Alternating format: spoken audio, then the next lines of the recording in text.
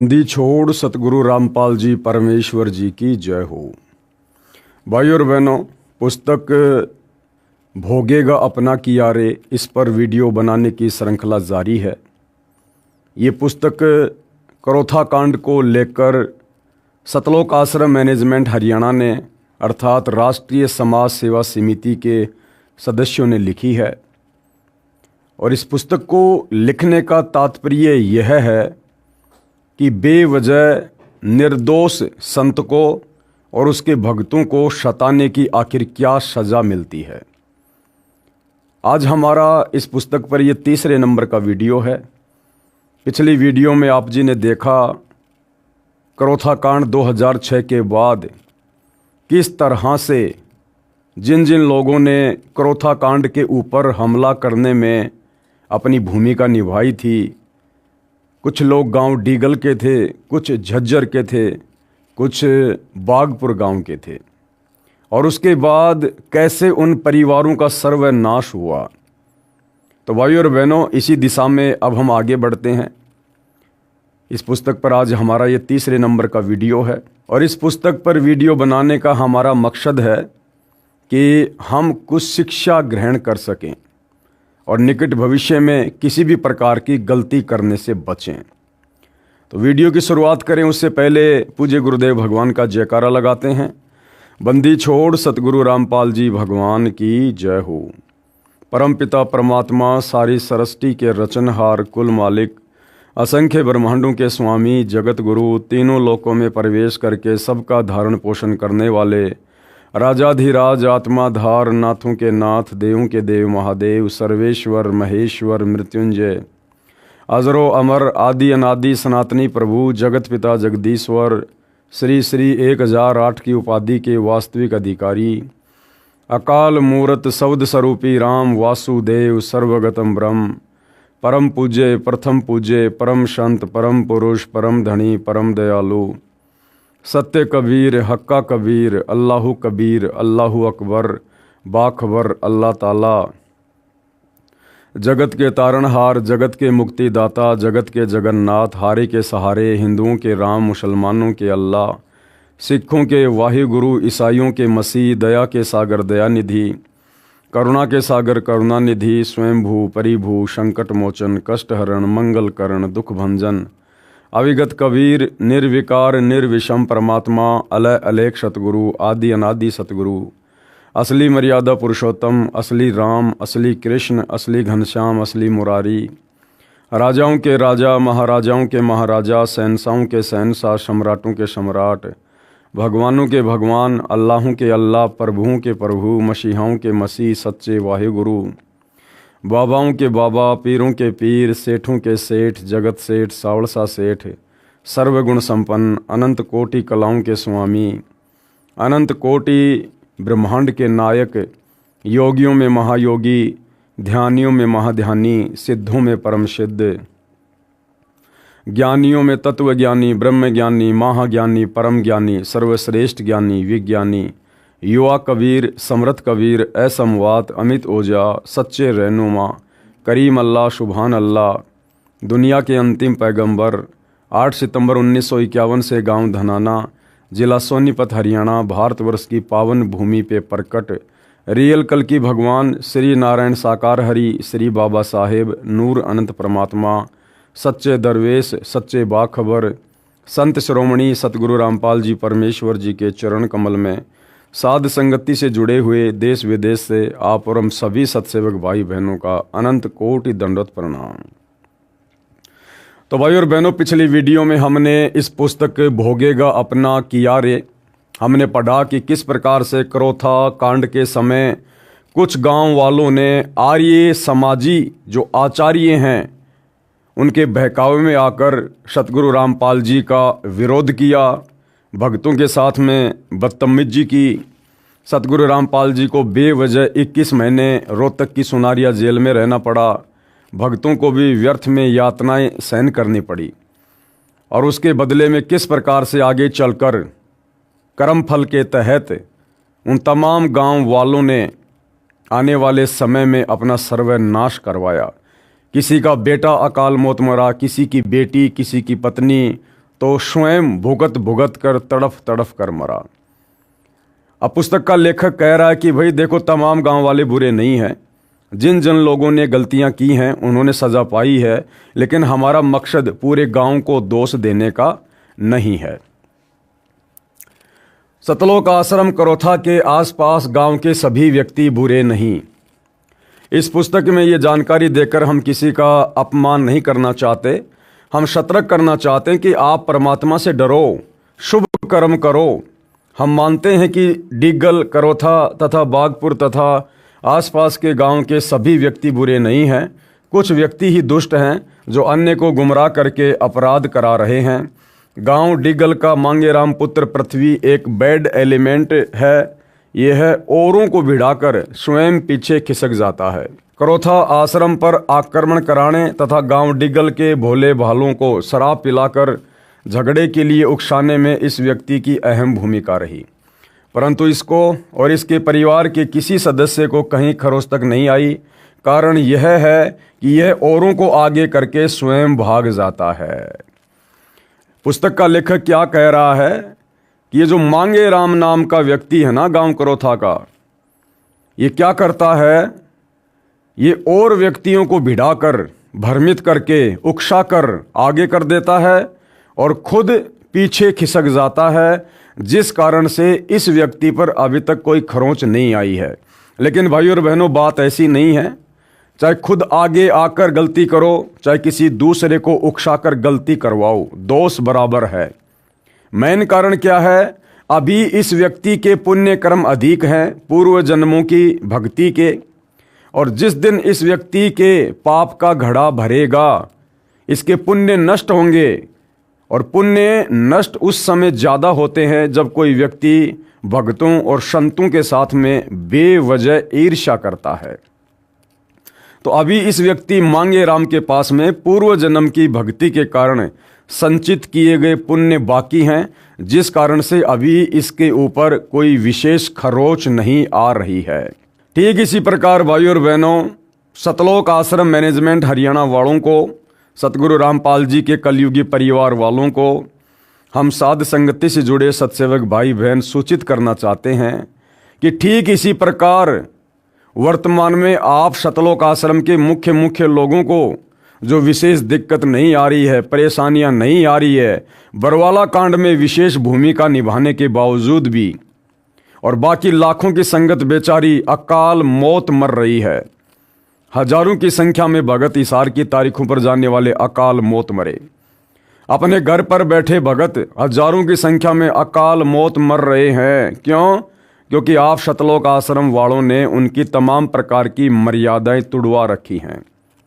2014 बरवाला कांड के बाद से गुरुदेव के भक्ति विधान के विपरीत आप लोगों ने तमाम प्रकार के मनवश कुकर्म करवाकर, कभी धनाना में बैडमिंटन का स्टेडियम बनवाकर, कभी संगत को हरियाणा के जाट आरक्षण में बैठाकर, संगत के दान धर्म का पैसा उन आरक्षण वालों को दिलवाकर, कभी राजस्थान के गैंगस्टर आनंदपाल जैसे की सीबीआई जांच का समर्थन करवाकर, तो राजपूत करणी सेना को 5 लाख रुपए नगद देकर, कभी अयोध्या में आन उपासकों के लिए भंडारा लगवाकर, कभी रोहतक में परशुराम की जयंती में भगत समाज को बैठाकर, ये तमाम प्रकार के कुकर्म जो आप सतलोक आश्रम वालों ने करवाए हैं।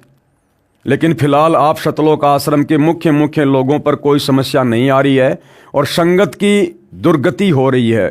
कारण वही सेम है, क्योंकि अभी आप सतलोक आश्रम वालों के यानी सतगुरु रामपाल जी के परिवार वालों के पुण्य अधिक हैं। मर्यादा तो हालांकि सबकी टूटी हुई है, आश्रम वालों की भी, गुरुदेव के परिवार वालों की भी और नादान संगत की भी। लेकिन भाई जिसकी बैटरी चार्ज है, गुरुदेव भगवान कहते हैं वो चाहे कितने खोटे कर्म क्यों ना करो, उसको खरोंच भी नहीं आएगी। जिस प्रकार एक व्यक्ति तो भक्ति करते करते भी दुखी है, समस्याओं का सामना कर रहा है, और एक व्यक्ति ऐसा है जो भक्ति नहीं करता, सारा दिन बकवाद करता है, शराब पीता है, शराब का ठेका खोल रखा है, मांस खाता है और उसकी मौज हो रही है। क्यों? क्योंकि अभी उस व्यक्ति के पुण्य ज़्यादा हैं पूर्व जन्मों के, और जिस दिन उसके पाप कर्म उजागर होंगे, पुण्य समाप्त होंगे, फिर देखना उनकी दुर्गति कैसे होगी। तो सतलोक आश्रम मैनेजमेंट हरियाणा वाले, सतगुरु रामपाल जी के परिवार वाले जो वर्तमान में काल प्रेरणा से आप और हमें बड़े सुखी नज़र आ रहे हैं। सारे उल्टे कर्म करते करते भी ये लोग मौज मस्ती करते हुए नज़र आ रहे हैं। इन्हें लगता है कि हमारा तो बाढ़ भी वाक़ा नहीं हो रहा। लेकिन भाई और बहनों, जिस प्रकार से उस मांगे राम व्यक्ति के साथ में आगे जो बनेगी, जब उसके पाप कर्म उजागर होंगे, पुण्य खत्म होंगे, ठीक उसी प्रकार से आप लोग भी संत के भक्तों की मर्यादा तोड़वाने के दोषी बन चुके हैं। और इस दोष की आगे चल के आप भाई बहन क्या सजा भुगतेंगे, ये परमात्मा का भक्ति विधान ही डिसाइड करेगा। तो क्या कहा जा रहा है, इस व्यक्ति की अहम भूमिका रही, परंतु इसको और इसके परिवार को किसी सदस्य को कहीं खरोच तक नहीं आई। कारण यह है कि यह औरों को आगे करके स्वयं भाग जाता है। प्रत्येक गांव से आश्रम की दूरी लगभग 2 किलोमीटर से अधिक है। डिगल गांव से 4 किलोमीटर दूर है। आप जी को आश्रम के संत तथा भक्तों से क्या परेशानी थी? किसी सिरफिरे व्यक्ति की बातों में आकर आप जी ने जुल्म किया, उसकी हानि उठा रहे हो। विवेक से कार्य करना चाहिए। जिन भाग्यवानों ने संत रामपाल जी महाराज के बताए भक्ति मार्ग को स्वीकार किया, उनको कितना लाभ हुआ, पढ़िए इसी पुस्तक के पेज नंबर 47 पर आगे। अब आगे क्या लिखा जा रहा है, डिग्गल गांव के तथा अन्य सर्व भगत सुखी। गांव डिग्गल में जितने भी आश्रम के भगत हैं, सर्व सुख से बसे हैं। भगत सुरेश दास पाना गांजा गांव डिग्गल का उदाहरण भी प्रत्यक्ष है। यह स्वयं शराब पीता था, नालियों में गिरा रहता था। इसकी धर्मपत्नी यशवंती को दौरे पड़ते थे। सुरेश ने शराब त्याग दी, वह देवता बन गया। बहन यशवंती, पत्नी सुरेश उसी समय से स्वस्थ हो गई। परमात्मा का कमाल देखिए कि भगत सुरेश के दोनों लड़के दिल्ली पुलिस में एक ही समय की भर्ती में नौकरी लग गए।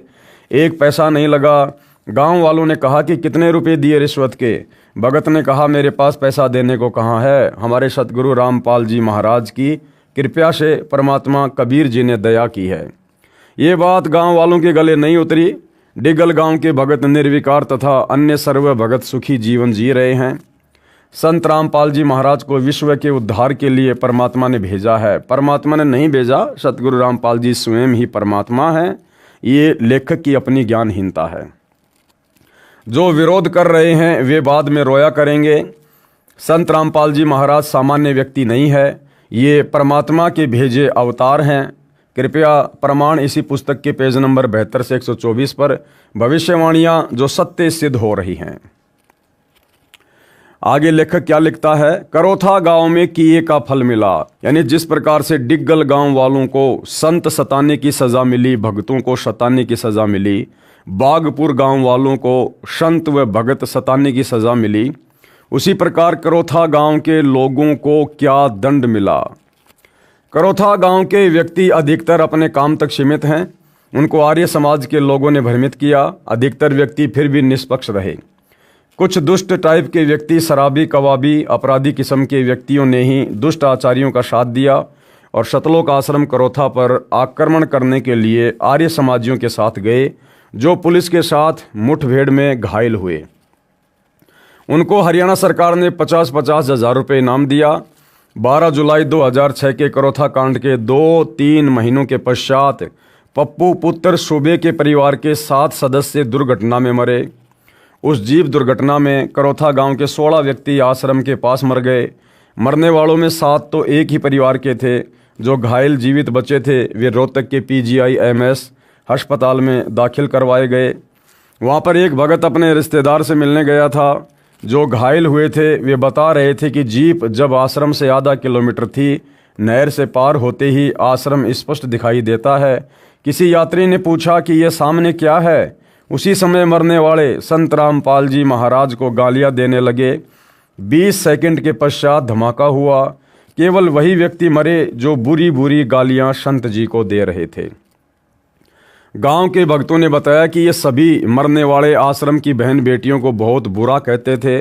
संत रामपाल जी महाराज को भी गालियां दिया करते थे। उनकी मुंह कान यानी शोक व्यक्त करने हरियाणा का मुख्यमंत्री भूपेंद्र सिंह हुड्डा गया। इससे स्पष्ट है कि सब आपराधिक कर्म इसी का कराया हुआ है। किसका? भूपेंद्र सिंह हुड्डा का। सतलोक आश्रम वाले कह रहे हैं कि सारे के सारे ये कुकर्म, करोथा कांड, लोगों को उकसाना, आर्य समाजियों के माध्यम से आश्रम पर आक्रमण करवाना, ये सारे कर्म किसने करवाए? उस समय हरियाणा के तत्कालीन मुख्यमंत्री भूपेंद्र सिंह हुड्डा ने। और भाई और बहनों, उसी भूपेंद्र सिंह हुड्डा को इसी सतलोक आश्रम मैनेजमेंट हरियाणा ने, सतगुरु रामपाल जी के परिवार ने 2019 में फिर से हरियाणा का मुख्यमंत्री बनाने के लिए कमर तोड़ मेहनत की। हरियाणा की संगत से भूपेंद्र सिंह हुड्डा का, जो करोथा कांड का मुख्य अपराधी है, उसको वोट भी डलवाए, उसको सपोर्ट भी किया। अब आप समझ सकते हैं भाई और बहनों, सबसे बड़े गुरुद्रोही कौन हैं। नहीं तो हरियाणा में एक एक परिवार के 10-10 सदस्य दुर्घटना में मरे हैं, किसी का शोक व्यक्त करने मुख्यमंत्री नहीं गया।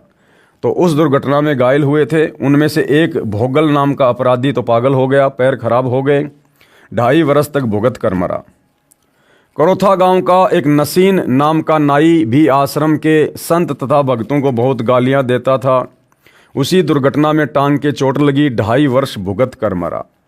गांव करोथा का एक हरिचंद पुत्र लालचंद, जो छुडानी आश्रम के महंत का विशेष चेला था, भक्तों तथा संतों को बहुत गालियां देता था, उसका सतीश नाम का बेटा उसी दुर्घटना में घायल हुआ, कोमा में चला गया, एक हाथ एक पैर काम छोड़ गया, फिर भुगत कर मरा। इस व्यक्ति ने आश्रम के प्रति बहुत गलत आरोप लगाए थे तथा लोगों को जैली गंडासे लेकर आश्रम पर आक्रमण करने के लिए लाउड स्पीकर लगाकर प्रेरित किया था। इसको छुडानी के अवधूत आश्रम के महंत से पैसे तथा प्रोत्साहन मिला था। इसने कढ़ाई चढ़ाकर बदमाशों को लड्डू जलेबी खिलाई थी। इसके पश्चात गांव करोथा में कहर का सिलसिला शुरू है। नंबर 1, राजेश उर्फ कचरा पुत्र सुबे नाम का करोथा गांव का व्यक्ति 12 जुलाई 2006 के करोथा कांड में आक्रमणकारी था। इस दुष्ट व्यक्ति ने दिल खोलकर पाप किया, आर्य समाजियों से रुपयों में बिक गया, गांव के भोले भाले नौजवानों को बहकाकर आश्रम पर आक्रमण करने गया था। आश्रम के भक्तों के घरों को आग लगाने के लिए करोथा के व्यक्तियों को उकसाया था और भी घने भक्तों को पेशी के दौरान रोहतक पीटा करता था। संत रामपाल दास जी महाराज तथा भक्तों पर सन 2006 में बनाए गए झूठे मुकदमों में झूठा गवाह भी था। क्या कह रहा है लेखक? लेखक कह रहा है कि इस व्यक्ति ने संत रामपाल जी के भक्तों को बहुत ज़्यादा मारने और पीटने के लिए लोगों को उकसाया। जब भगत तारीखों पर जाते थे उनको मारते थे, पीटते थे। और क्या किया था? और इसने संत रामपाल जी के मुकदमों में झूठी गवाही भी दी। तो भाई सतलोक आश्रम वालों, जो शिक्षा तुम इन गांव वालों को दे रहे हो, क्या तुम्हारे ऊपर लागू नहीं है? मुझ पवन दास की 12 अगस्त 2025 की इसार कोर्ट की तारीख पर मेरे साथ गए 2 भक्तों को आप सतलोक आश्रम वालों ने, सतलोक आश्रम के मीडिया प्रभारी चांद राठी ने गुंडे भेजकर सतलोक आश्रम धनाना से, जिनका मुखिया था बसंत सैनी गांव गांद्रा जिला रोहतक वाला, जो सतलोक आश्रमों में सारनाम देता है, क्या आप लोगों ने उन भक्तों की बेवजह पिटाई नहीं करवाई? और ये चांद राठी सतलोक आश्रम का मीडिया प्रभारी, ये खुद मेरे 420 के झूठे मुकदमे में गवाह है। इसने मेरे खिलाफ झूठी गवाही दे रखी है कि मैंने, पवन दास ने संत रामपाल जी के भक्तों से ठगी की है, भक्तों को पैसे लेकर लूटा है। क्या चांद राठी जी, आपने झूठा मुकदमा सतगुरु रामपाल जी से मेरे ऊपर नहीं करवा रखा? क्या आपने झूठा मुकदमा धार्मिक भावना भड़काने का झज्जर के बहादुरगढ़ में मेरे ऊपर नहीं लगवा रखा? क्या आपने झूठा मुकदमा मेरे ऊपर सोनीपत के बड़ौदा थाने में नहीं लगवा रखा? तो आने वाले समय में आपको क्या कर्मदंड भोगना पड़ेगा, उस पर भी थोड़ा बैठकर विचार कर लेना। इस अपराधी ने अपने साथ अपने बाप को बेमौत मरवाया। ये सतलोक आश्रम वाले भी बहुत सारे भक्तों को उल्टे कर्म करवाकर बेमौत मरवा रहे हैं और आगे भी मरवाएंगे अगर संगत नहीं संभली तो।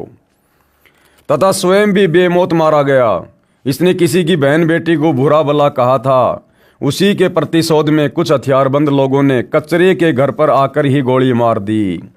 इसके पिता की तो वहीं पर मौत हो गई। ये अपराधी 10 दिन तक रोहतक PGIMS में भुगत कर मरा, अपने किए का फल भोगा। सतलोक आश्रम मैनेजमेंट हरियाणा का वर्ल्ड कोऑर्डिनेटर देशराज दिल्ली वाला जो उत्तर प्रदेश का शामली आश्रम संभालता है, क्या उसने मुझ पवन दास को मोबाइल पर गाली नहीं दी थी कि तेरी बेटी को मैं कोठे पर बैठा दूंगा और तेरे मुंह में मूतूंगा मैं अगर हमारे खिलाफ कुछ बोला तो। और सतगुरु रामपाल जी का चाचा का लड़का सुरेश धनाना वाला, सतगुरु रामपाल जी के छोटे भाई महेंद्र का लड़का अमित, क्या इन लोगों ने मुझ पवन दास को जी भरकर माँ बहन की गालियां नहीं दी? क्या आप सतलोक आश्रम के कोऑर्डिनेटर सात संगतियों में बेवजह जा जाकर बेचारे निर्दोष भक्तों की मार पिटाई नहीं करते? पुलिस प्रशासन को बीच में डालकर सात संगतियां नहीं रुकवाते? क्या मुझ पवन दास की आप लोगों ने 3 बार बेवजह पिटाई नहीं की? तो भाई आप लोग भी तैयार रहिए, भोगेगा अपना किया रे, पावेगा अपना किया रे। नंबर 2, करोथा गांव का सोनू पुत्र अशोक अनुसूचित जाति का। यहाँ पर भाई और बहनों लेखक के द्वारा जो शब्द लिखा गया है अनुसूचित जाति का, इसका यहाँ पर कोई औचित्य नहीं बनता है।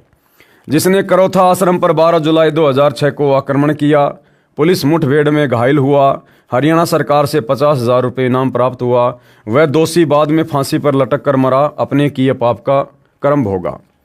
नंबर 3, करोथा गांव का देवेंद्र उर्फ काड़ू पुत्र ईश्वर 12 जुलाई 2006 को आश्रम पर आक्रमण करने गया, पुलिस मुठभेड़ में घायल हुआ, सरकार से 50,000 रुपये इनाम पाया, कर्जे से दुखी होकर घर छोड़कर भाग गया।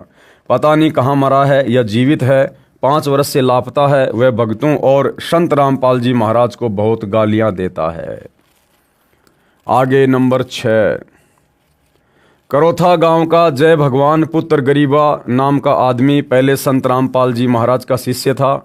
उसकी बेटी 10 वर्ष से तड़प रही थी। संत रामपाल जी महाराज से नाम लेने के पश्चात स्वस्थ हो गई। बाद में यह अपराधी गुरुद्रोही होकर भक्तों को रोहतक पेशी पर पहचान बताता था कि यह उनका शिष्य है। अन्य किसी गांव तथा आसपास के गांव के आदमी भक्तों को पीटा करते थे। जिनके घरों में वर्तमान में कहर हो रहा है, अधिकतर भुगत कर मर चुके हैं। स्वयं जय भगवान जहर खाकर मरा। नंबर 5, करोथा गांव का जसवीर उर्फ जस्सड़ पुत्र टेका इतना दुष्ट था कि जब भगवान के घर करोथा के भक्तों व संत के साथ की अत्याचार का लेखा होगा तो ये पहली लाइन में पहला व्यक्ति होगा जो इतना जालिम और दुष्ट था। इसने पेशी पर आने वाले भक्तों को बहुत तंग किया, उनके सिर फोड़े, घायलों को भी पीटता था, अभद्र गालियां देता था। इसने आर्य समाजियों से रुपए लेकर उनका गुलाम बनकर शराब पिलाकर जवान बच्चों को लाकर आश्रम के भक्तों पर जुल्म करता तथा करवाता था। इस दुष्ट का जब अंत आया तो इसने गांव करोथा के ही एक परिवार की लड़की पर गलत नज़र की, जिस कारण से ये लड़की के परिवार वालों ने अपने घर बुलाकर उस दुष्ट जसवीर की गुदा में डंडा ठोक दिया। और भाई 12 अगस्त 2025 मुझ पवन दास की तारीख पर चांद राठी के कहने पर बसंत सैनी जो 10-12 गुंडे लेकर आया था मेरी पिटाई करने के लिए, और मेरे साथ गए 2 भक्तों को जमकर पीटा भी। साथ में ये बसंत सैनी भगत होने के बावजूद किराए से एक लड़की लेकर आया साथ में। उस लड़की के माध्यम से हमारे ऊपर झूठा मुकदमा लगवाना इसका मकसद था। तो भाई अगर उस गांव वाले की गुदा में डंडा घुसा और फिर उसकी दुर्गति से मौत हुई तो भाई बसंत सैनी और चांद राठी जो आप लोग मुख्य भूमिका निभा रहे हो भक्तों को परेशान करने में, तुम्हारे क्या घुसेगा क्या निकलेगा आने वाले समय में, ये परमात्मा का विधान तय करेगा। जिस कारण से उस अपराधी की मौत कई दिन भुगतकर रोहतक मेडिकल में हुई। करोथा गांव के सुंदर पुत्र सैजू ने करोथा के एक भगत के ट्रैक्टर पर तेल डालकर आग लगाई थी। भगत को तो परमात्मा ने नया ट्रैक्टर दे दिया। सुंदर अपराधी भक्तों के साथ बहुत दुर्व्यवहार करता था। इस जालिम दुष्ट के ढाबे पर भूखी कुतिया आ गई। उसको रोटी डालना तो दूर, तेल डालकर जिंदा जला दिया। इससे अंदाज़ा लगाया जा सकता है कि वह अपराधी भक्तों को कितना सताता होगा। इसने अपने किए का दंड भोगा। इसकी दिमाग की नस फट गई, 4 वर्ष बेहोश कोमा में रहा, तब इस अपराधी का अंत हुआ। अरे भैया, इस प्रकार की घटनाएं तो सतलोक आश्रम के बड़े बड़े भक्तों के साथ में घट चुकी हैं। आप सतलोक आश्रम वालों ने खुद एक पुस्तक लिखी है, करोथा कांड का रहस्य, और सच बनाम झूठ और न्यायालय की गिरती गरिमा। और आप खुद सतलोक आश्रम वाले जब आप लोगों की कोर्ट में तारीखें पड़ती थी तो तारीखों पर जाने से बचने के लिए आप लोग क्या क्या एफिडेविट लगाया करते थे। बसंत सैनी पागल हो गया, पीजीआईएमएस में उसको भर्ती करवा दिया गया, वो रात कोई हॉस्पिटल छोड़कर भाग गया, हमें मिल ही नहीं रहा। तो ये दुर्गति तो आप आश्रम वालों की भी खूब हुई है भाई, ये दुर्गति तो आप आश्रम वालों की भी खूब हुई है। और वही दुर्गति उन गांव वालों की हुई। तो गांव वालों की तो इसलिए हुई क्योंकि उन्होंने गलती की। फिर आप सतलोक आश्रम से जुड़े बड़े बड़े भक्तों की दुर्गति क्यों हो रही है भाई? आप लोगों की ऐसी दुर्गति क्यों हुई जो आप लोग पागल हुए मुकदमों के कारण? आप लोग हॉस्पिटल छोड़ छोड़ के भागने लगे पागल होकर। तो आप लोगों की दुर्गति क्यों हुई? तो गलती पर कहीं न कहीं आप लोग भी तो हैं। नंबर 7, करोथा गांव का आदमी करतार पुत्र रूपचंद आश्रम पर आक्रमण करने गया, पुलिस मुठभेड़ में घायल हुआ, सरकार से 50,000 रुपये इनाम प्राप्त किया, भक्तों को गाली देता, दुर्व्यवहार करता था, भक्तों के घरों को आग लगाने की कोशिश की, वह 1.5 वर्ष भुगत कर मरा।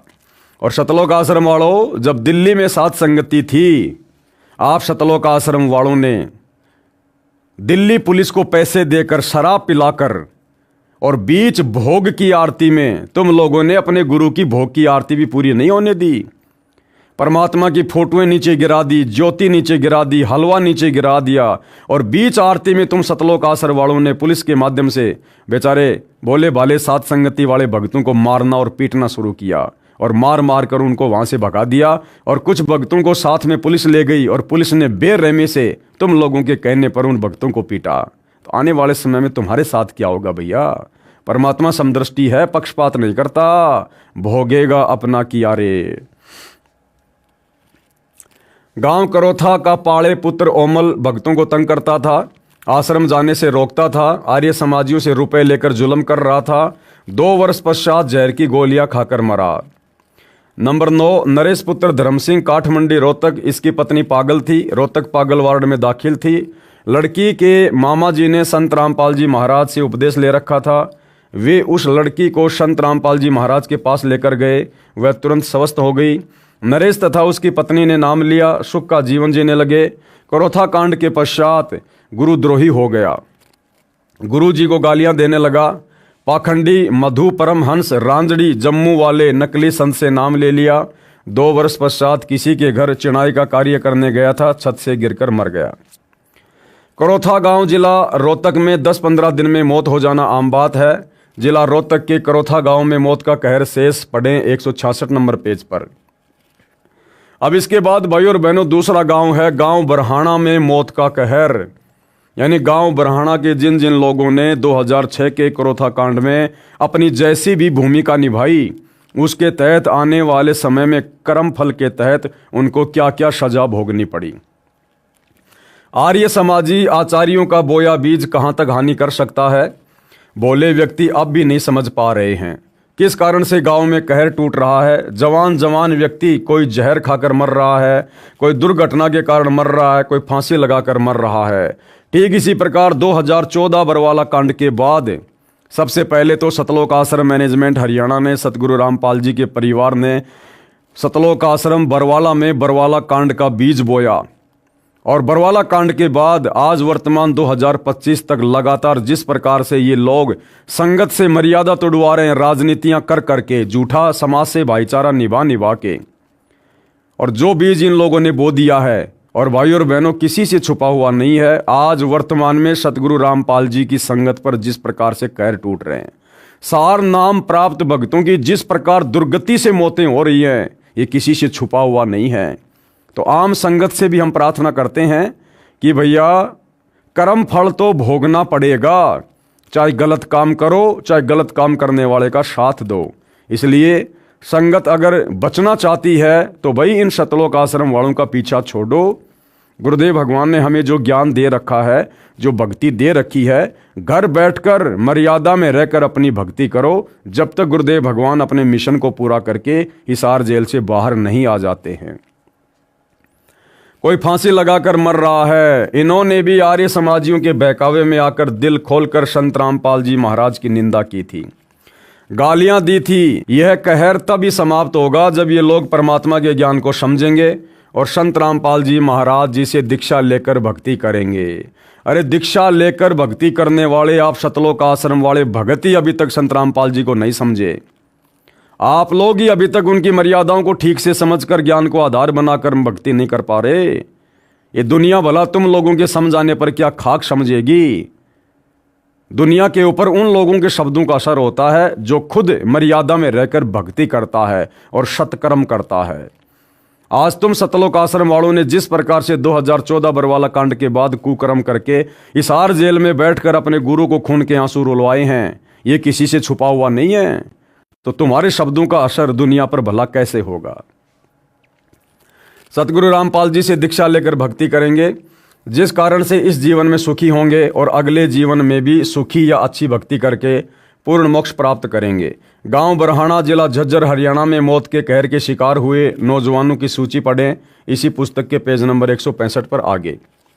विशेष यही दशा करोथा आश्रम के आसपास के अन्य गांव की है। यहाँ पुस्तक विस्तार के कारण नहीं लिख रहे हैं। उस क्षेत्र को किसने क्या दिया, इन दुखदायी घटनाओं को याद करके हमारी आत्मा रो रही है, क्योंकि ये भी इंसान थे, परंतु दुष्ट व्यक्तियों ने अपने स्वार्थ के कारण ये हाल करा दिया। यदि सत्य को जान लेते तो पाप से बच जाते और ये दिन ना देखने पड़ते। इन आर्य समाजी आचार्यों ने क्या दिया इन गांवों को, जो आप पढ़ चुके हैं, और संत रामपाल जी महाराज ने क्या दिया इन गांवों को। संत रामपाल जी महाराज के ज्ञान को सुनकर भक्तों ने सर्व बुराई त्याग दी, स्वच्छ जीवन जी रहे हैं। प्रत्येक गांव में प्रमाण है, इसलिए हम बार बार निवेदन करते हैं कि आप सत्य असत्य को स्वयं जानें और भक्ति करके मनुष्य जीवन सफल करें।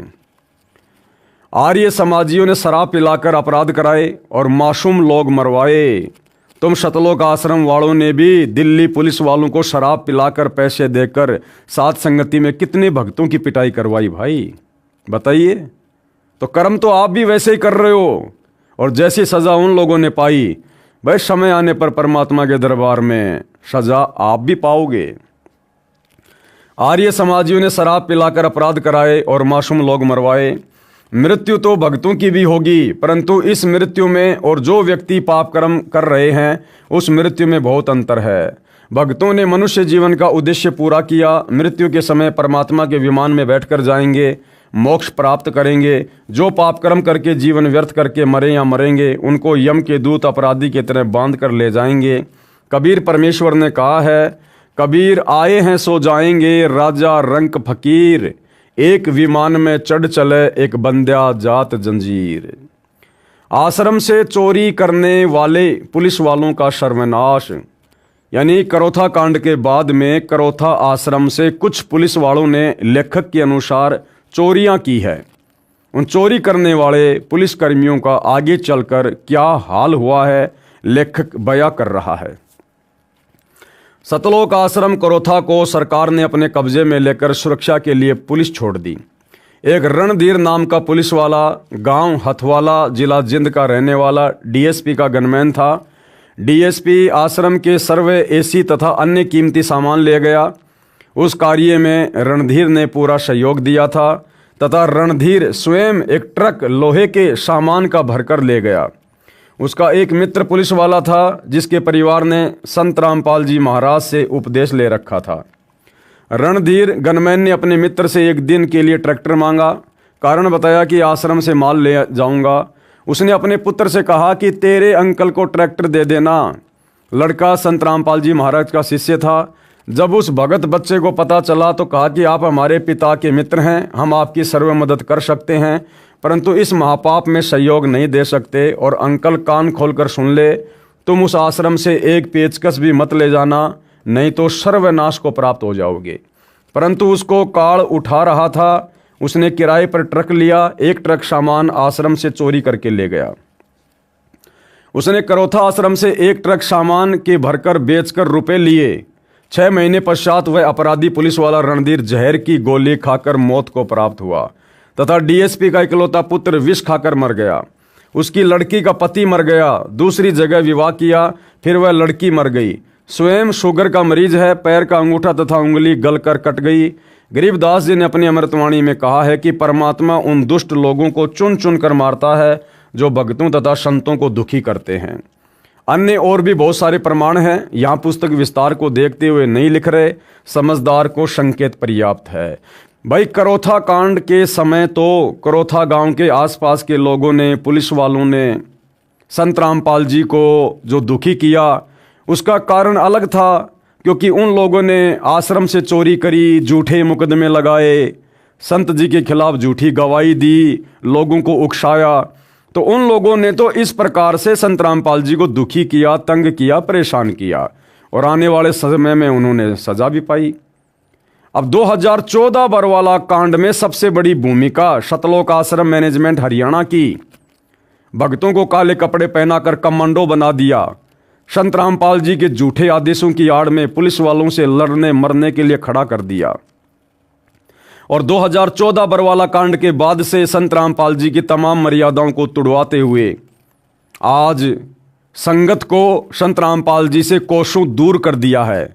भले लोग आश्रमों में जा रहे हैं, आ रहे हैं, अपने आप को भगत समझ रहे हैं, परंतु मर्यादाओं में नहीं है। संत जी का कोई आशीर्वाद उनके ऊपर नहीं है। और आज आए दिन सैकड़ों की संख्या में संगत अकाल मौत मर रही है, एक्सीडेंट में, जहर खाकर, फांसी खाकर। 16-16 भगत एक एक साथ एक्सीडेंट में मर रहे हैं। इसार तारीख पर जाते समय महाराष्ट्र के लातूर के भगत 2 मिनी बसों में सवार होकर आ रहे थे। राजस्थान के नागौर में सुबह रोड पर एक सांड सामने आ जाने से दोनों बसें एक्सीडेंट हुई और 13 भक्तों की, जो इसार की तारीख पर संत रामपाल जी के दर्शनों के लिए जा रहे थे, उनकी ऑन द स्पॉट अकाल मौत हुई, दर्दनाक मौत। कोई ट्रेन के नीचे आकर कट रहा है। एक नेपाल की बिंदिया इसार में संत रामपाल जी के दर्शनों के लिए आई, इसार के मटका चौक पर उसको फांसी लगा दी गई। कितने भगत हैं जो रास्ते में आते जाते समय अपनी गाड़ियों से एक्सीडेंट हो रहे हैं। कितनी माता बहनें हैं आते जाते समय अपने घर नहीं पहुंच पा रही। तो भाई इन तमाम कुकर्मों के लिए जिम्मेदार कौन है? इन तमाम कुकर्मों के लिए जिम्मेदार सतलोक आश्रम मैनेजमेंट हरियाणा है। और वर्तमान में इसार जेल से जो विशेष संदेश आ रहे हैं, सतगुरु रामपाल जी इन आश्रम वालों के कुकर्मों को देख देख कर रो रो कर संदेश दे रहे हैं, रो रो कर कि नालायको, तुम तो जगत वालों से भी गए गुजरे हो गए, जगत वालों से भी। और गला रुंध जाता है सतगुरु रामपाल जी का जिस समय वो संदेश देते हैं कि मुझे इतने वर्ष हो गए तुम्हारे को समझाते हुए, तुम्हें किस दिन अकल आएगी। तुम्हें जरा सा सुख होता है और तुम पक्के एजेंट काल के बन जाते हो। उसके बावजूद भी आश्रम वाले कुकर्म करने से बाज नहीं आ रहे। तो भाई और बहनों, अभी भक्तों की बैटरी थोड़ी चार्ज है, लेकिन परमात्मा से पंगा बहुत महंगा पड़ता है। आने वाले समय में भोगेगा अपना किया रे। अब आगे गुरुदेव भगवान क्या कह रहे हैं। श्री कृष्ण जी मथुरा त्याग कर द्वारिका में बसे। क्यों बसे? मथुरा के आसपास के लोगों से दुखी होकर, परेशान होकर अंत में श्री कृष्ण जी ने मथुरा छोड़ दिया और द्वारिका जाकर बसे। तो लेखक कहना चाहता है कि इसी प्रकार करोथा गांव के आसपास के लोगों से दुखी होकर सतगुरु रामपाल जी को भी रोहतक में अलग थलग रहना पड़ा, सुनारिया जेल में। और पीछे से गांव वालों ने फिर जैसा किया था उसका कर्म फल भी भोगा। श्री कृष्ण जी मथुरा त्याग कर द्वारिका में बसे। श्री कृष्ण जी का जन्म मथुरा के राजा कंस की जेल में हुआ। जन्म से ही दुश्मनों की लाइन लग गई थी। मामा कंस, चाणूर, शिशुपाल, जरासिंध, काल्यवन आदि ने श्री कृष्ण जी के साथ अनेकों जुल्म किए, जिस कारण से महात्मा कृष्ण जी और नरसंहार न हो, इस उद्देश्य से मथुरा त्याग कर रातों रात अपने सर्व परिवार तथा सेना लेकर मथुरा से लगभग 1500 किलोमीटर दूर द्वारिका में बसे। द्वारिका समुद्र में एक बहुत बड़ा टापू था। श्री कृष्ण जी किसी को मारने के लिए नहीं जन्मे थे, वे जीव का उद्धार करना चाहते थे। भैया श्री कृष्ण जी के पास में कौन सा उद्धार करने की जड़ी बूटी थी? उनको काल ने स्पेशल विष्णु का अवतार बनाकर महाभारत के युद्ध में उसके माध्यम से विशेष भूमिका अदा करने के लिए करोड़ों लोगों को मरने और मरवाने के लिए तो भेजा था। और श्री कृष्ण जी किसका उद्धार करने आए थे? क्या उनका खुद का उद्धार है क्या? वे खुद काल के जाल में हैं। तो भाई और बहनों, ये लेखक की ज्ञानहीनता है जो सतलोक आश्रम से जुड़ा हुआ है। श्री कृष्ण जी किसी को मारने के लिए नहीं जन्मे थे, वे जीव का उद्धार करना चाहते थे। परंतु जनता के दुश्मन महापुरुष के साथ ही जन्म लेते हैं। वे दुष्ट व्यक्ति महापुरुष के साथ झगड़ा कर अपने कर्म खराब करते हैं, अपना इतिहास खराब करते हैं, जिसके परिणाम स्वरूप भविष्य में निंदा के पात्र बनते हैं तथा घोर पाप के भागी बनते हैं। ठीक है भाई, लेखक के अनुसार किसी महापुरुष के साथ में दुष्ट व्यक्तियों का भी जन्म होता है और वे दुष्ट व्यक्ति आगे चलकर अपने कर्म बिगाड़ते हैं, फिर महापाप के भागी बनते हैं। तो ठीक है भाई, करोथा कांड 2006 में तो गांव के आसपास के लोग उन्होंने सतगुरु रामपाल जी जैसे महापुरुष के साथ में दुर्व्यवहार किया, उनको परेशान किया, तंग किया, आश्रम को तहस नहस किया। संत जी को 21 महीने रोहतक की सोनारिया जेल में कष्ट उठाने पड़े और आगे चलकर उन लोगों ने फिर अपना कर्मफल भी भोगा। लेकिन भाई 2014 बरवाला कांड, जरा उस पर भी एक नज़र डाल लो। अरे 2014 के बरवाला कांड में भाई ना तो डिग्गल गांव के लोगों की कोई भूमिका, ना बागपुर वालों की, ना करोथा वालों की, ना झज्जर वालों की, ना आर्य समाजियों की, ना उनके आचार्यों की, ना किसी धर्मगुरु के, ना किसी राजनेता की। 2014 करोथा कांड में तो सीधी सीधी भूमिका सतगुरु रामपाल जी के परिवार की और आश्रम में रहने वाले परमानेंट सेवादारों की, बड़े बड़े भक्तों की। तो भैया आने वाले समय में आप लोगों के साथ में फिर क्या होगा? क्या आप उन दुष्ट लोगों की श्रेणी में नहीं है जिन्होंने महापुरुष के साथ साथ में जन्म लिया है? और यह बात भाई और बहनों दास आपको बहुत बार क्लियर कर चुका है कि ये काल, ये भी कोई छोटी मोटी शक्ति नहीं है। ये परमात्मा के आसपास ही अपने दूतों को पैदा करता है, जन्म देता है, चाहे उस कुल में, उस परिवार में उनके भाई के रूप में, चाहे बेटा बेटी के रूप में, चाहे रिश्तेदारों के रूप में। जब परमात्मा ने 650 साल पहले अपने मार्ग को चलाया तो काल ने कमाल नाम के लड़के को भेज दिया और वही कमाल आगे चलकर गुरुद्रोही हुआ, जिसको सतगुरु ने अपने बच्चे की तरह पाला पोसा, अपने साथ में रखा। फिर परमात्मा कबीर जी ने धर्मदास जी के माध्यम से अपने मार्ग को आगे बढ़ाने की सोची तो काल ने पहले ही धर्मदास के परिवार में उसके पुत्र नारायण दास के रूप में अपना मृत्युअंधा नाम का दूत भेज दिया था। इसी प्रकार भाई और बहनों, जब गरीबदास जी आए तो भी विशेष तौर पर लोगों ने उनकी बातों को स्वीकार नहीं किया। नानक जी के दोनों बेटे अंत में उनके दुश्मन हो गए, अलग से उन्होंने अपना पंथ शुरू कर दिया। और जब 8 सितंबर 1951 को पुणे सतगुरु रामपाल जी धरती पर आए तो साथ साथ काल ने उनके भाई के रूप में अपना दूत भेज दिया, उनके दोनों बेटों के रूप में आगे चलकर अपने दूत भेज दिए, उनके रिश्तेदारों के रूप में अपने दूत भेज दिए। और बरवाला कांड 2014 में इन्हीं लोगों की मुख्य भूमिका रही है भक्तों से अपने भगवान को दूर करवाने की। और वो निरंतर कोशिश आज भी जारी है। 2025 तक सतगुरु रामपाल जी के भक्ति विधान में गंदगी फैलाकर, मर्यादा तुड़वाकर भक्तों को भगवान से कोसों दूर करवाने की।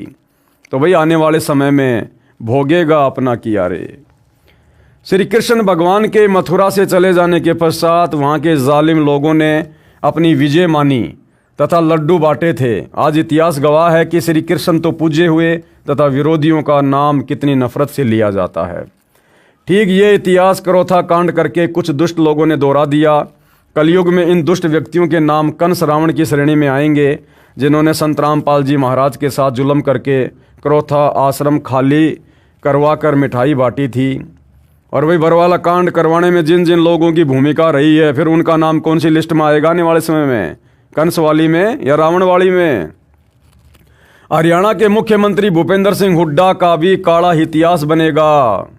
अगर हरियाणा के मुख्यमंत्री भूपेंद्र सिंह हुड्डा का काला इतिहास बनेगा तो उसी भूपेंद्र सिंह हुड्डा को 2019 में सतगुरु रामपाल जी के परिवार ने, सतलोक आश्रम के मुख्य भक्तों ने 2019 के चुनाव में जो भूपेंद्र सिंह हुड्डा का समर्थन किया, उसको वोट डलवाए। भैया साथ में उनका भी काला इतिहास लिखा जाएगा कि सतगुरु रामपाल जी के दोषी भूपेंद्र सिंह हुड्डा को सतगुरु रामपाल जी के परिवार के किन किन सदस्यों ने और किन किन भक्तों ने समर्थन किया।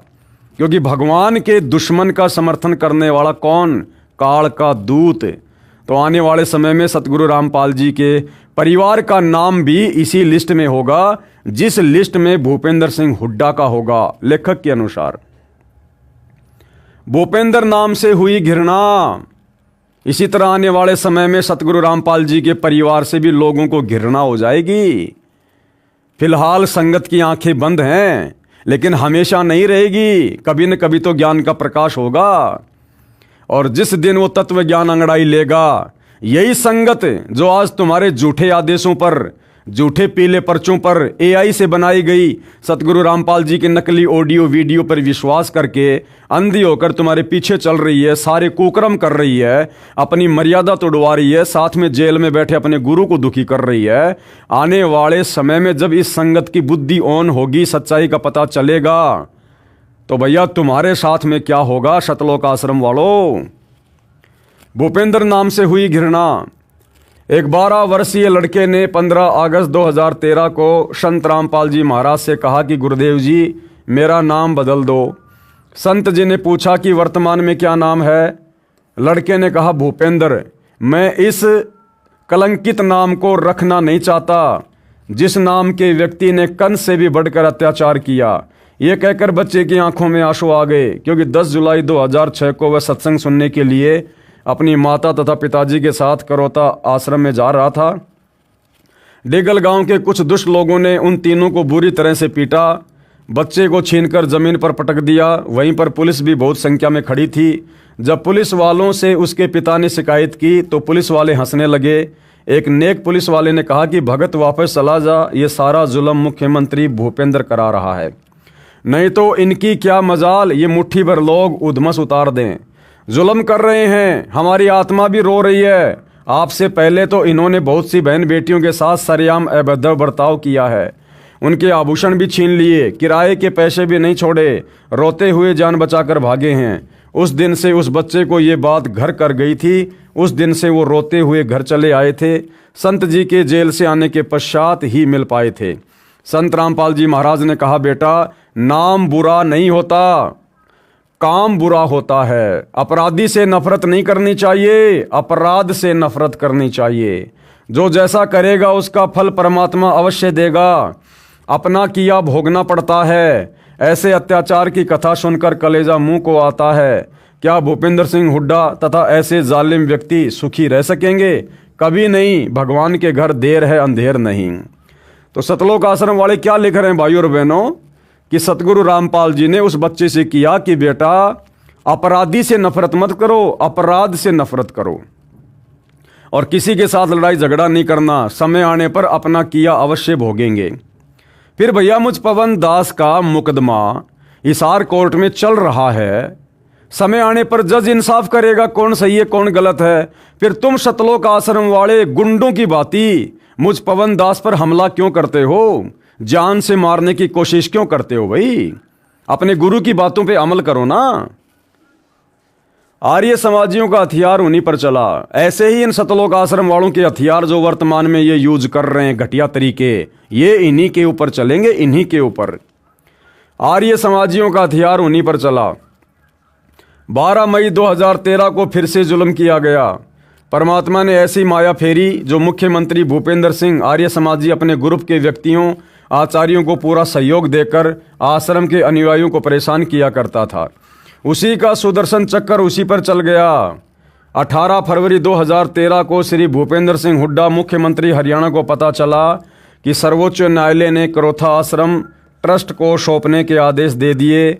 उसके पश्चात अपने साजंदों आचार्यों को फिर से तैयार किया। गौशाला घड़ोली जिला जिंद के नाम 2.5 करोड़ रुपए की ग्रांट दी। उस ग्रांट को देने का उद्देश्य था कि किराए पर बदमाश लाए जाएं, क्योंकि आसपास के व्यक्ति समझ गए थे कि संत रामपाल जी महाराज व उनके भगत बुरे नहीं हैं, इसलिए इनको आसपास की जनता का सहयोग नहीं मिल रहा था। अपने षड्यंत्र के अनुसार 12 मई 2013 को करोथा आश्रम पर आक्रमण करने की योजना बनाई। 7 अप्रैल 2013 को आश्रम ट्रस्ट को मिला। 9 अप्रैल 2013 को आर्य समाजियों ने आक्रमण कर दिया। स्थानीय जनता ने उनका कोई सहयोग उस पाप में नहीं दिया।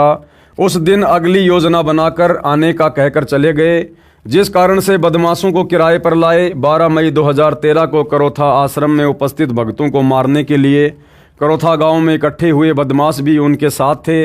दूसरी ओर आश्रम करोथा के ट्रस्टी ने माननीय हाईकोर्ट चंडीगढ़ में सुरक्षा की अर्जी लगाई। समय की आवश्यकता को समझकर न्यायालय ने आश्रम की सुरक्षा के सख्त आदेश दिए, जिस कारण से करोथा आश्रम के चारों ओर पुलिस तैनात कर दी गई। पहले 12 जुलाई 2006 तथा 9 अप्रैल 2013 के आक्रमणों में स्थानीय पुलिस आर्य समाज के व्यक्तियों की खुलकर मदद करती रही थी, परंतु 12 मई 2013 को पुलिस बल बाहर से आया था।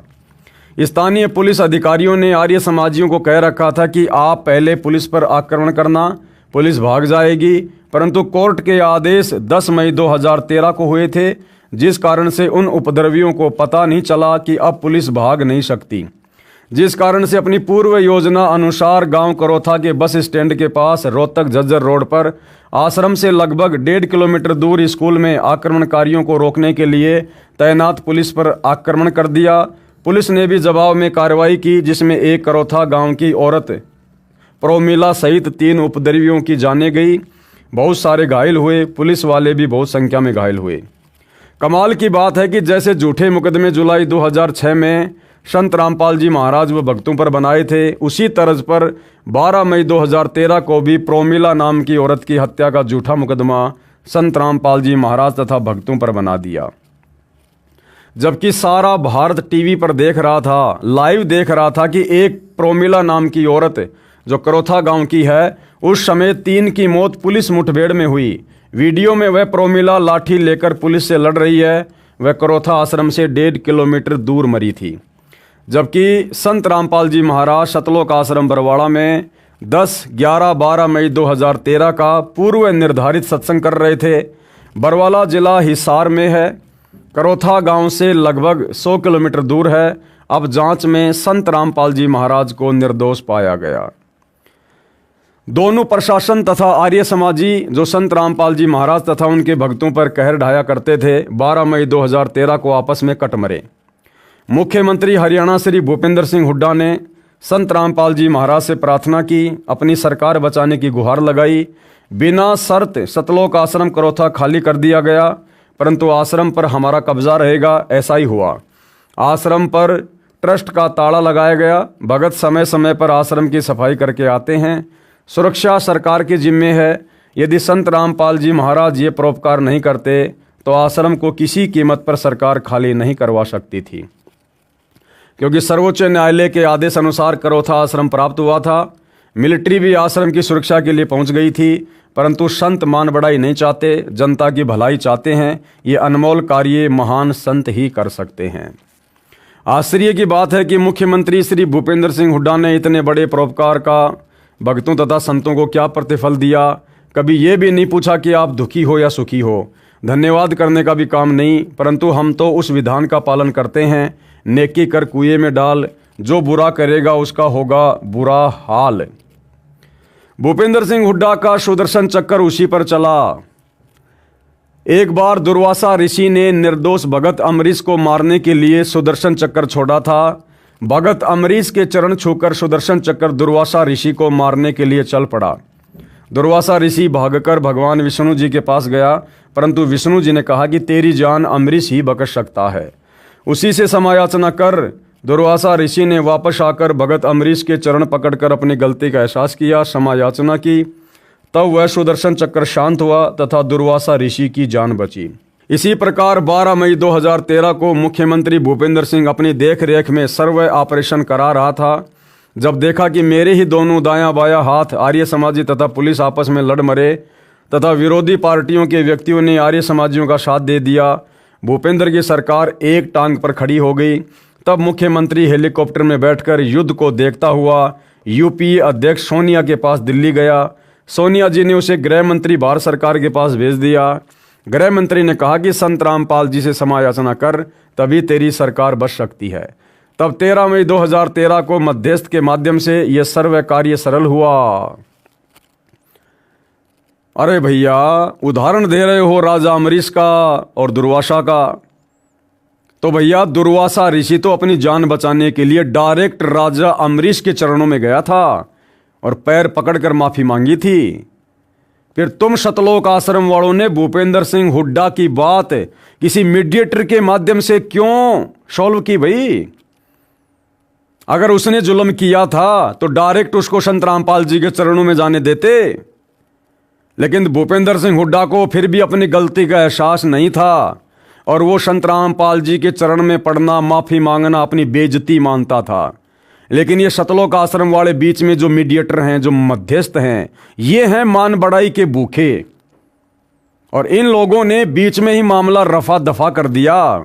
सतगुरु रामपाल जी तक उस भूपेंद्र सिंह हुड्डा को नहीं पहुंचने दिया और ना भूपेंद्र सिंह हुड्डा संत रामपाल जी तक जाना चाहता था। लेकिन बीच में मान बढ़ाई के भूखे सतलोक आश्रम वाले, इन्होंने किसी मीडिएटर के माध्यम से मामले को रफा दफा करवा दिया। भूपेंद्र सिंह हुड्डा की 1.5 वर्ष की ताजपोशी भी महान संत सतगुरु रामपाल जी महाराज ने प्रदान की। विरोधी तो वही भूमिका कर रहे हैं जो मथुरा के दुष्ट लोग श्री कृष्ण जी के साथ किया करते थे। श्री कृष्ण जी की पूजा विश्व में हुई और विरोधी निंदा के पात्र बने तथा महापाप के भागी बने। जैसे मथुरा के व्यक्तियों ने श्री कृष्ण जी के मथुरा से चले जाने के पश्चात खुशी से मिठाई बांटी थी, वे श्री कृष्ण जी के अवतार धर्म में कोई बाधा नहीं बन सके, अपितु पाप के भागी बने। आज तक उनकी निंदा की जाती है। इसी प्रकार संत रामपाल जी महाराज को पूर्ण परमात्मा कबीर जी ने अवतार रूप में भेज रखा है। अरे भैया, सतगुरु रामपाल जी स्वयं अपने अवतार हैं, इनको भेजने वाला कोई सृष्टि में नहीं है। पढ़िए प्रमाण इसी पुस्तक के पेज नंबर 72 पर। दुष्ट व्यक्तियों ने मीडिया के माध्यम से संत रामपाल जी महाराज को कितना बदनाम किया, जनता तथा सरकार को विरोधी बना दिया, परंतु परमात्मा सदा सत्य का साथ देता है। संत रामपाल जी के कई लाख नए भगत बन गए, विरोधियों का विनाश हो रहा है। आगे लेखक क्या लिख रहा है? हरियाणा की जनता के साथ आर्य समाज के आचार्यों ने अपने स्वार्थवश बहुत बड़ा धोखा किया है। सतलोक आश्रम करोथा में सत्संग सुनकर हरियाणा के व्यक्ति संत रामपाल जी महाराज से दीक्षा लेकर सर्व बुराई त्याग कर निर्मल तथा सुखी जीवन जी रहे हैं। झूठी अफवाहें फैलाकर संत जी को बदनाम करके हरियाणा की जनता में घृणा का विष घोल दिया। झूठी अफवाहें फैलाकर, और बरवाला कांड 2014 में तमाम प्रकार की झूठी अफवाहें किसने फैलाई भाई? खुद सतलोक आश्रम के भक्तों ने, संत रामपाल जी के भाई ने, संत रामपाल जी के परिवार ने, सतलोक आश्रम मैनेजमेंट ने। और क्या क्या झूठी अफवाह फैलाई कि संत रामपाल जी भयंकर रूप से बीमार हैं, उनसे उठा भी नहीं जाता है, संत रामपाल जी को हार्ट की प्रॉब्लम है, संत रामपाल जी ढंग से देख भी नहीं सकते। और संत रामपाल जी के छोटे भाई महेंद्र ने तो यहां तक झूठी अफवाह फैलाई मीडिया के सामने, जो वीडियो अभी आपको दिखाएंगे, कि संत रामपाल जी तो आश्रम में ही नहीं है, जबकि पुलिस प्रशासन ने धारा 144 5 दिन पहले लगा दी। चिड़ी का बच्चा आश्रम से बाहर नहीं जा सकता। और संत रामपाल जी का छोटा भाई पूरे विश्व के सामने मीडिया के माध्यम से झूठ बोल रहा है, अफवाह फैला रहा है कि हमने परसों ही संत रामपाल जी को बाहर हॉस्पिटल में शिफ्ट कर दिया। अरे भैया, जमीन के अंदर ही अंदर से लेकर गए थे क्या, या आसमान से उड़ाकर लेकर गए थे? 5 दिन से तो धारा 144 लगी हुई थी, किसको मूर्ख बना रहे हो? तो ये तमाम प्रकार की झूठी अफवाहें खुद सतलोक आश्रम वालों ने फैलाई और पुलिस प्रशासन को आश्रम पर आक्रमण करने के लिए भड़काया।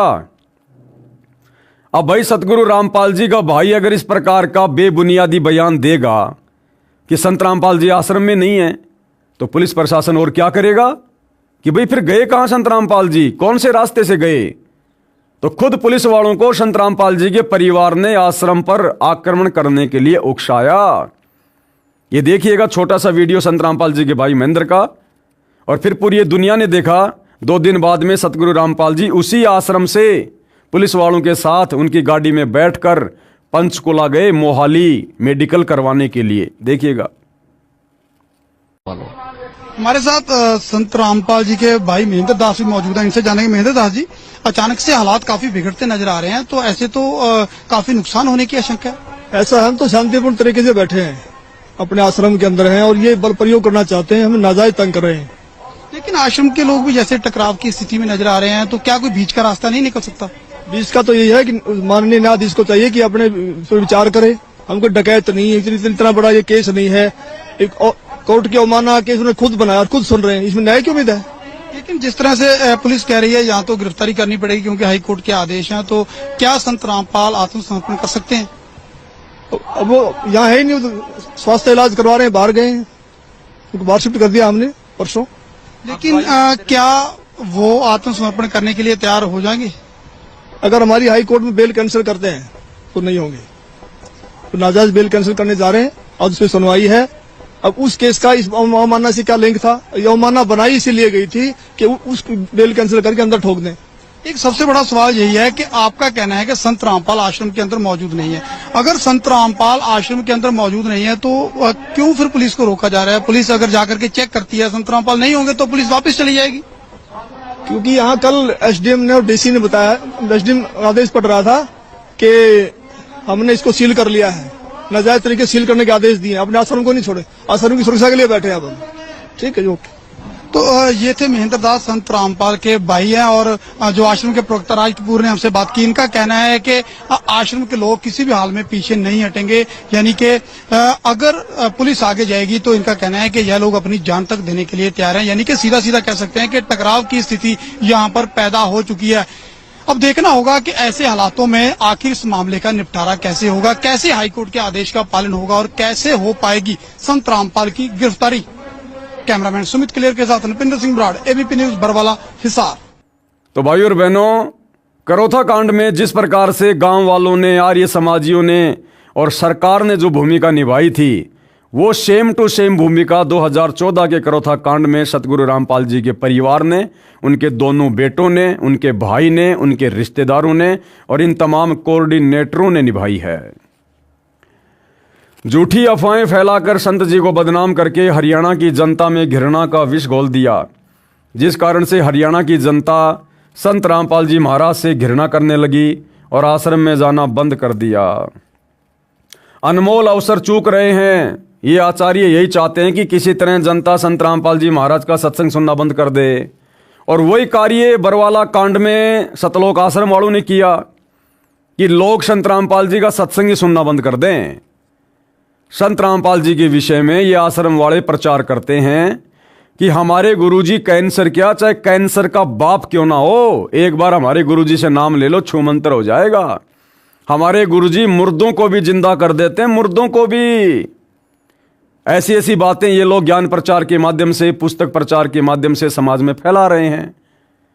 और बरवाला कांड में इन्हीं लोगों ने मीडिया के सामने दुनिया को यह भी संदेशा दिया कि आज की तारीख में हिंदुस्तान में संत रामपाल जी से बड़ा रोगी, बीमार आदमी दूसरा कोई नहीं है। एक छोटा सा वीडियो आपको दिखा देता हूं। उस समय सतलोक आश्रम के मीडिया प्रभारी राज कपूर का, जिसने साफ साफ मीडिया को कहा कि संत रामपाल जी की हालत बेड से उठने की भी नहीं है। डॉक्टरों ने सख्त मना कर रखा है, हार्ट के पेशेंट हैं, दिखाई भी ढंग से नहीं देता है संत रामपाल जी को। तो दुनिया ने वो वीडियो देखे मीडिया के माध्यम से। अब दुनिया इन बातों को सुनकर संत रामपाल जी का मजाक उड़ाएगी या उनके सत्संग सुनेगी कि एक तरफ तो यही भगत कहा करते थे कि हमारे गुरुजी कैंसर क्या, कैंसर के बाप को समाप्त कर देंगे, हमारे गुरुजी मुर्दे को जिंदा कर देते हैं, और आज इनके गुरु की ऐसी हालत हो रही है, खुद ये भगत कह रहे हैं। तो गुरु झूठा या भगत झूठा? और इस प्रकार से लोग संत रामपाल जी की निंदा करने लगे, उनको झूठा कहकर उन पर व्यंग करने लगे। देखिए छोटा सा वीडियो। संत रामपाल जी महाराज के खिलाफ प्रशासन ने यदि कानून की आड़ लेके, न्यायालय का भय दिखा के यदि कोई उन्हें फंसाने का प्रयास किया, उन्हें गिरफ्तार करने का बीमारी की हालत में प्रयास किया, तो हम अपनी जान देकर उसका विरोध करेंगे। और उसके बावजूद यदि संत रामपाल जी महाराज भी इस हालात में खुद न्यायालय जाना चाहें तो संत रामपाल जी महाराज को भी हमारी 1 लाख लोगों की लाशों के ऊपर से गुजरना पड़ेगा। ये आज हमने निर्णय लिया है सर। इसलिए किसी भी सूरत में 17 तारीख तो क्या, उससे आगे भी हम संत रामपाल जी महाराज को किसी भी झूठे मुकदमे में न्यायालय में उपस्थित नहीं होने देंगे जब तक हम जिंदा हैं। 1 लाख लोग, ये 25 लाख भारत के अन्य हिस्सों में रहते हैं, वो सब के सब मरना पसंद करेंगे अन्याय को सहन करने के बजाय। तो भाई और बहनों, बताओ, जो भूमिका करोथा कांड के समय करोथा गांव वालों ने, आसपास के गांव वालों ने निभाई, प्रशासन ने निभाई, क्या वही की वही भूमिका 2014 बरवाला कांड में सतलोक आश्रम के भक्तों ने, सतगुरु रामपाल जी के परिवार ने नहीं निभाई? आप जियों की आंखों के सामने है। ये आचार्य यही चाहते थे कि किसी तरह जनता संत रामपाल जी महाराज का सत्संग सुनना बंद कर दे, जिससे महर्षि दयानंद के अज्ञान का पर्दाफाश न हो सके। परंतु दुष्ट आचार्यों ने 12 मई 2013 को जो पुनः आश्रम पर आक्रमण करके जनता के सामने स्पष्ट कर दिया कि कौन अच्छा है कौन बुरा है। अब हरियाणा के व्यक्ति भी दीक्षा लेकर अपना कल्याण करवा रहे हैं।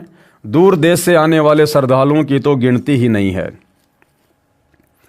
11 से 13 जून 2014 को कबीर परमेश्वर जी के प्रगट दिवस पर लगभग 1.5 लाख भगत सत्संग सुनने पहुंचे।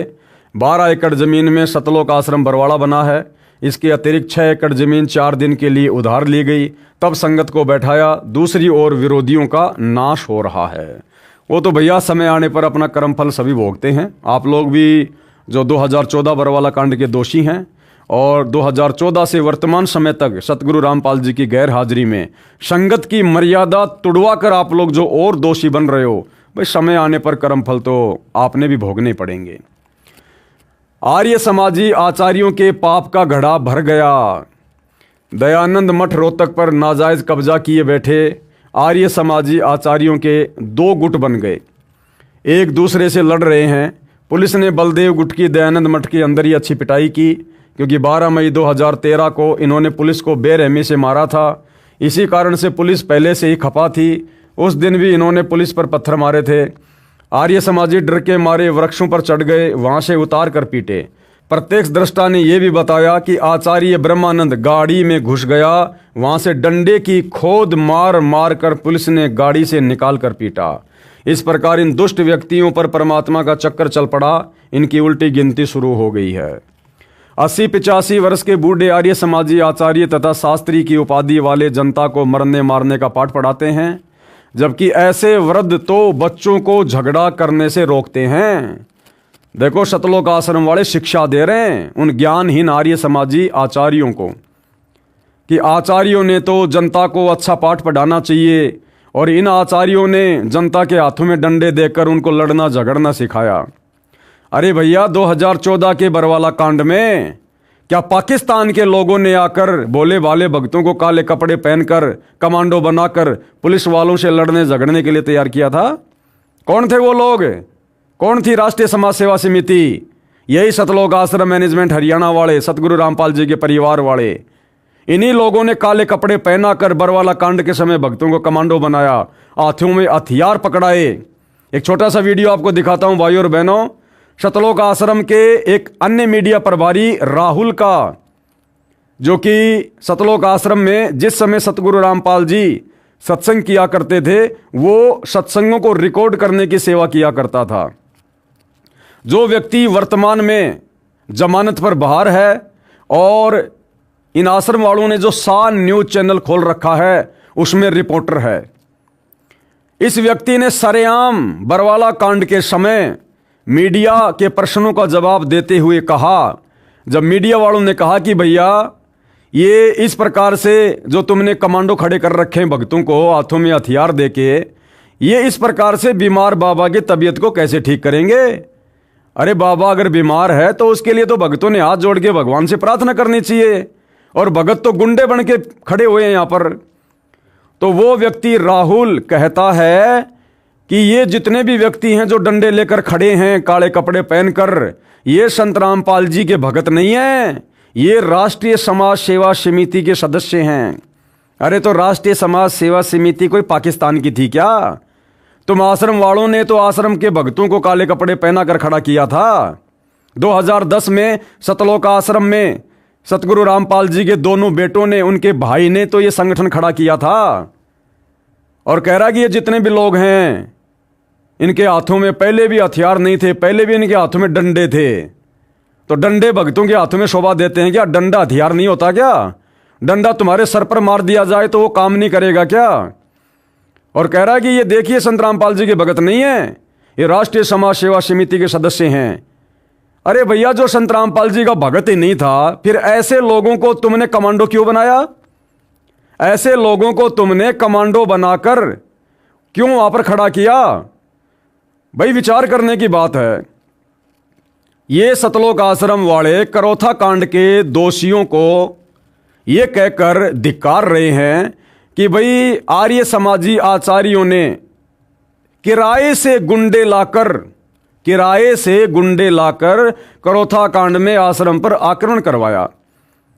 और ये खुद कह रहे हैं इस वीडियो के माध्यम से कि ये जितने भी काले कपड़े वाले हैं जिनके हाथों में डंडे हैं, ये संत रामपाल जी के भगत नहीं है, ये राष्ट्रीय समाज सेवा समिति के सदस्य हैं।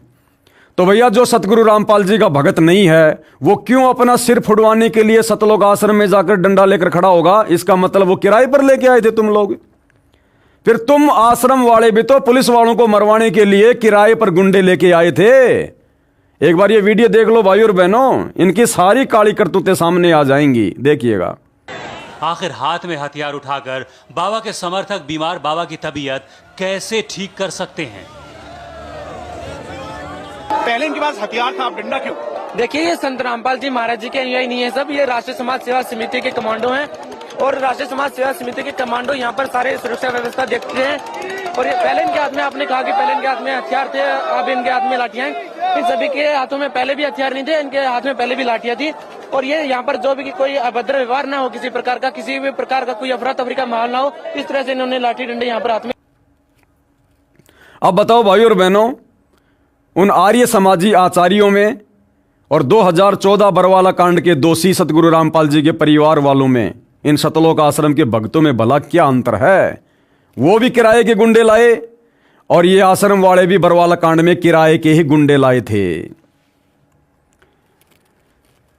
80-85 वर्ष के बूढ़े आर्य समाजी आचार्य तथा शास्त्री की उपाधि वाले जनता को मरने मारने का पाठ पढ़ाते हैं, जबकि ऐसे वृद्ध तो बच्चों को झगड़ा करने से रोकते हैं और ये झगड़ा करने के लिए उकसाते हैं। तो ये जनता के नाशक हैं। इन लोगों ने भी उन बेचारे नादान भक्तों को कमांडो बनाकर बरवाला कांड में यही कहकर उकसाया कि गुरुजी का आदेश है, गुरुजी तारीख पर नहीं जाना चाहते, और अगर पुलिस आश्रम पर हमला करती है तो हमने पीछा नहीं हटना, मरने और मारने के गुरुजी ने आदेश दे रखे हैं। तो क्या तुम लोगों ने नहीं उकसाया बेचारे भोले भाले भक्तों को? अपने 6 भाई बहनों की तुमने वहां पर मौत करवा दी। ये झगड़ा करने के लिए उकसाते हैं तो ये जनता के नाशक हैं, ये सिमटते जा रहे हैं क्योंकि ये झूठे तथा उपद्रवी व्यक्ति हैं। संत रामपाल जी महाराज विश्व कल्याणार्थ परिश्रम कर रहे हैं, जो सत्य पर डटे हैं वे विश्व में फैलते जा रहे हैं। प्रत्येक महीने लगभग 25,000 नए भगत उपदेश लेकर हमारे साथ जुड़ रहे हैं। भूपेंद्र सिंह हुड्डा का तो बहुत बुरा हाल होगा, समय आने पर दिखाएंगे, इसने तो पाप की मालगाड़ी भर ली।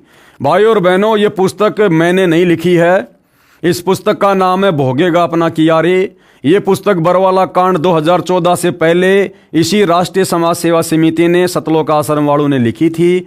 और क्या लिख रहे हैं इस पुस्तक में जरा गौर करना। मुख्यमंत्री भूपेंद्र सिंह हुड्डा का तो बहुत बुरा हाल होगा, और उसी मुख्यमंत्री भूपेंद्र सिंह हुड्डा का 2019 में जिन सतलोक आश्रम वालों ने सतगुरु रामपाल जी के परिवार वालों ने खुलकर समर्थन किया चुनाव में, फिर उनका कैसा हाल होगा। अगर इसका बुरा हाल होगा तो क्या इसके कुकर्मों में साथ देने वाले का बुरा हाल नहीं होगा? अरे गुरुदेव ने हमें बताया कि गलत काम करना और गलत काम में सहयोग देना दोनों माँ बाप के भागी हैं। अगर भूपेंद्र सिंह हुड्डा का बुरा हाल होगा आने वाले समय में, तो भैया 2019 के चुनाव में खुलकर इसका समर्थन करने वाले सतलोक आश्रम वालों का क्या होगा? समय आने पर दिखाएंगे। तो समय का इंतजार करो भाई, जिस समय उसके बुरे दिन आएंगे पीछे पीछे तुम्हारे भी आएंगे, क्योंकि सहयोग तो तुमने भी किया उसका। इसने तो पाप की मालगाड़ी भर ली। फिर ऐसे पापी व्यक्ति का 2019 में चुनाव में समर्थन करके वोट डालकर तुमने कौन सा भैया पुण्यों की मालगाड़ी भर ली? तुमने भी तो सहयोग करके पाप कर्मों की मालगाड़ी भरी होगी ना। भ्रष्ट जजों का बुरा इतिहास। यदि पुलिस ने गलत धारा लगाकर मुकदमा बनाकर न्यायालय में पेश कर दिया तो जज का प्रथम कर्तव्य है कि पहले धारा ठीक की जाए, फिर मुकदमे की कार्रवाई शुरू की जाए। ऐसा न करके अन्याय किया है, आगे क्या आशा है ये न्याय करेंगे? अधिक जानकारी के लिए पढ़िए पुस्तक के पेज 125 पर। कुछ भ्रष्ट जज भी निजी स्वार्थ के लिए न्याय नहीं कर रहे हैं, उनका भी बुरा हाल होगा। समय आने पर फिर से नई किताब, नया इतिहास बनाया जाएगा। महर्षि दयानंद के पाप का घड़ा भरा, भुगत कर मरा। महर्षि दयानंद जी ने परमेश्वर कबीर जी की अभद्र अप्रमाणित आलोचना, निंदा की। जिसके कारण उनकी मृत्यु हुई। 1 महीने तक तड़फ तड़फ कर हुई। पढ़िए इसी पुस्तक के पेज नंबर 154 पर। सतलोक आश्रम से जुड़ा भगत लिख रहा है इस पुस्तक भोगेगा अपना किया में कि महर्षि दयानंद का पाप का घड़ा भरा और जिस प्रकार से उसने कबीर जी की आलोचना की, निंदा की, उसका परिणाम उसको भुगतना पड़ा। वो अंत में तड़फ तड़फ के मरा। देखो भाई, संतों की, महापुरुषों की या सतगुरु रामपाल जी की निंदा चाहे खुद करो चाहे दूसरों से करवाओ, बात एक ही है।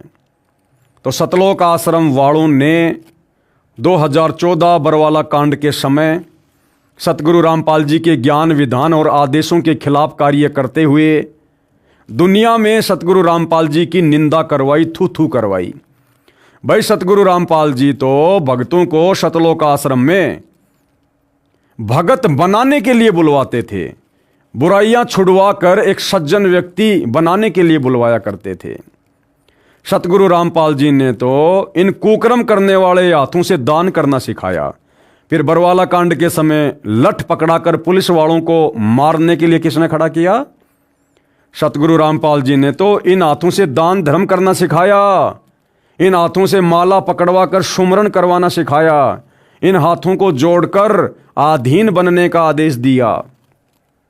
फिर बरवाला कांड में उन्हीं भक्तों को काले कपड़े पहनाकर, कमांडो बनाकर, उनके हाथों में लठ, पत्थर, पेट्रोल बम पकड़ाकर पुलिस वालों के सामने मरने मारने के लिए किसने खड़ा किया? अरे सतगुरु रामपाल जी तो अपने भक्तों को बताते हैं कि बच्चों, हमने तो बेवजह किसी चींटी का भी रास्ता नहीं रोकना, उसको भी दुखी नहीं करना। आत्मा दुखी तो परमात्मा दुखी। फिर बरवाला कांड में पुलिस वालों के ऊपर ईंटों से पथराव करवाकर उन भक्तों के कर्म किसने फुड़वाए भाई? क्यों इस प्रकार के जुल्म करवाए? तो क्या आने वाले समय में आप लोगों को भोगना नहीं पड़ेगा? दूसरी बात, बरवाला कांड के बाद में इन्हीं सतलोक आश्रम वालों ने 2019 के चुनाव में करोथा कांड के मुख्य अपराधी इन्हीं की कलम से जो ये लिख रहे हैं, भूपेंद्र सिंह हुड्डा को समर्थन क्यों दिया? हरियाणा की भगत जनता से, भगत समाज से उस भूपेंद्र सिंह हुड्डा को वोट क्यों डलवाए? और जब इन लोगों ने कांग्रेस का खुलेआम समर्थन किया तो क्या बीजेपी सरकार वालों ने, बीजेपी सरकार के समर्थकों ने संत रामपाल जी की जमकर आलोचना नहीं करी होगी, जमकर निंदा नहीं करी होगी? लोगों ने यही सोचा कि भाई, हम तो ये सोचा करते थे कि संत रामपाल जी तो राजनीति से दूर हैं, और संत रामपाल जी अपने सत्संगों में भी कहते हैं कि हम तो एक गैर राजनीतिक संस्था चलाते हैं, हमारा राजनीति और किसी राजनेता से कोई लेना देना ही नहीं है। और अब क्या हो गया? जेल जाते ही संत रामपाल जी ने अपने पैतरे क्यों बदल दिए? क्योंकि जनता को यह थोड़ी पता कि ये सारे के सारे कुकर्म उनकी आड़ में उनका परिवार कर रहा है। जनता तो यही समझेगी बाबा रामपाल कर रहा है, और जेल में बाबा रामपाल जी को दुखी किया जा रहा होगा सरकार के द्वारा। इसलिए बाबा रामपाल जी ने राजनेताओं का दामन पकड़ लिया होगा। तो क्या जनता ने 2019 में जो बीजेपी के समर्थक थे, क्या सतगुरु रामपाल जी की जमकर आलोचना नहीं की कि ये बाबा भी आ गया राजनीति में? अरे संतों का काम क्या है राजनीति में? पहले वाले बाबा थोड़े थे क्या? आसाराम, राम रहीम राजनीति करने वाले, जो बाबा रामपाल भी कूद गया राजनीति के मैदान में। और जब सतलोक आश्रम वालों ने हरियाणा समेत पूरे भारतवर्ष में 2019 में कांग्रेस सरकार का समर्थन बाबा के भक्तों से करवाया, तो क्या बीजेपी वालों ने बाबा रामपाल को गालियां नहीं दी होंगी जम के कि ये काहे का बाबा है? बाबा कभी राजनीति में आते हैं क्या? बाबा है तो अपनी भक्ति करो, भक्तों से भक्ति करवाओ। राजनीति करने वालों की कमी है दुनिया में? जमकर आलोचना की होगी तो भैया आलोचना या निंदा चाहे खुद भगत करो अपने गुरु की, चाहे अपने कुकर्मों से जनता से करवाओ, बात एक ही है। फिर 2024 में इन्हीं सतलोक आश्रम वालों ने बीजेपी सरकार का दामन पकड़ लिया, कांग्रेस को छोड़ दिया, और पूरे भारत में इन्हीं आश्रम वालों ने सतगुरु का नाम लेकर बेचारे भोले भाले भक्तों से बीजेपी सरकार का समर्थन करवाया। जगह जगह बीजेपी की रैलियों में भक्तों को भेजा और बीजेपी को वोट डलवाए, और यहां तक डरा दिया कि जो भगत बीजेपी को वोट नहीं डालेगा उसको आश्रम में एंट्री नहीं होगी। उसके बाद वो कांग्रेस वाले संत रामपाल जी की आलोचना करने लग गए, निंदा करने लग गए, गालियां निकालने लग गए कि ये बाबा रामपाल तो बड़ा दोगला आदमी है, पहले तो कांग्रेस के साथ था, अब बीजेपी के साथ चला गया। इस बाबा रामपाल से तो राम रहीम अच्छा, जो शुरू से बीजेपी के साथ है, वो कभी पार्टी नहीं बदलता। बाबा रामपाल ने तो एक ही बार में पार्टी बदल ली। तो क्या सतलोक आश्रम मैनेजमेंट हरियाणा वालों के इस तरह के फरमानों के चलते, झूठे आदेशों के चलते, क्या देश भर में कांग्रेस सरकार के समर्थकों ने सतगुरु रामपाल जी की जमकर आलोचना नहीं की होगी, निंदा नहीं करी होगी कि 19 में तो हमारे साथ था, 24 में बीजेपी की गोद में जाके बैठ गया? तो भाई अपने गुरु की बदनामी, निंदा, चुगली, आलोचना चाहे खुद करो, चाहे अपने उल्टे कर्मों से दुनिया से करवाओ, दंड बराबर, दोषी बराबर। तो भैया यहां तुम किन को दोष दे रहे हो? यहां सतलोक आश्रम वाले महर्षि दयानंद को दोषी बता रहे हैं कि उसने कबीर जी की आलोचना की, जिस कारण से उसकी मृत्यु 1 महीने तक तड़फ तड़फ कर हुई। तो भैया आप लोग अपना भी हिसाब किताब लगा लेना। तुम लोगों ने तो देश भर में संत रामपाल जी की 2014 बरवाला कांड में और उसके बाद लगातार अपने उल्टे कुकर्मों के माध्यम से संत जी के भक्ति विधान के विपरीत कार्य करके और नादान संगत से करवाकर वर्तमान 2025 तक तो लगातार करवा ही रहे हो। हिसार जेल में बैठे अपने गुरु को खून के आंसू रुलाए रहे हो, संगत की मर्यादा तोड़वाकर उनको अकाल मौत मरवाए रहे हो। तो जिस दिन तुम्हारी बैटरी डिस्चार्ज होगी, पाप कर्म उजागर होंगे, उस दिन तुम्हारा क्या होगा लाडलो, ध्यान दे लेना। आर्य समाजियों ने माना परमात्मा के अवतार हैं। आर्य समाज के कुछ गौशाला के प्रधान तथा सदस्य वर्तमान में आजीवन कारावास की सजा भोग रहे हैं। वे रोहतक जेल में थे। वहां एक संत रामपाल जी महाराज के भगत से उनकी मुलाकात हुई, जो उसी जेल में वार्डन की नौकरी करता था।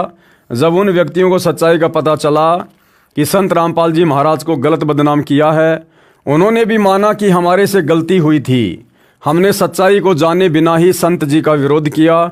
उन आर्य समाजी जो गौशाला के सदस्य थे, उन्होंने स्वयं भी प्रार्थना की, हम दुलीना कांड में झूठे फंसा दिए हैं, हम गौशाला के सदस्य अवश्य थे, लेकिन हमारा उस हत्या में कोई दोष नहीं था।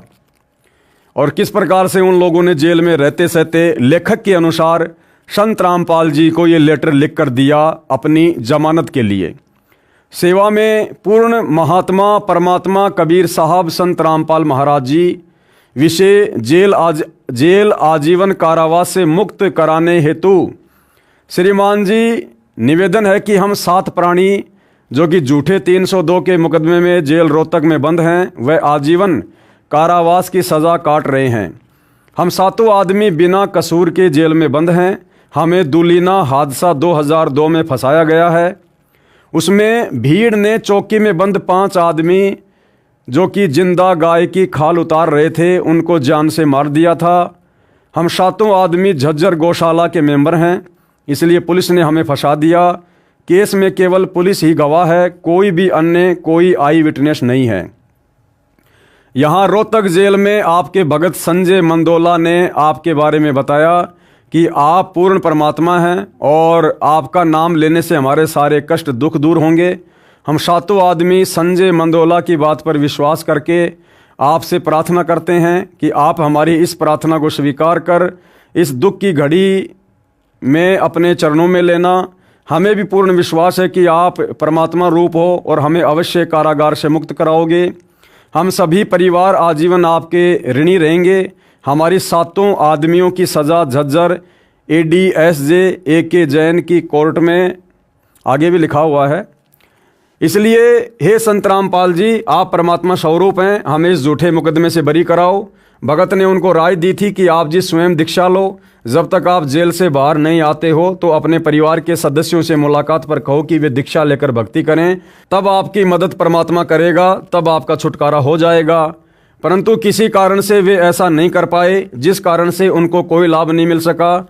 उनके द्वारा की गई लिखित प्रार्थना पढ़िए। जजों के न्याय को देखें, कोई गवाह नहीं, पुलिस ने झूठा केस बनाया और जज ने सजा कर दी। तो वो कह रहे हैं कि हमें सजा सुनाई गई थी 7/8/2010 को। उसके बाद हमने माननीय उच्च न्यायालय में अपील दायर की हुई है। हमारी अपील नंबर इतनी है।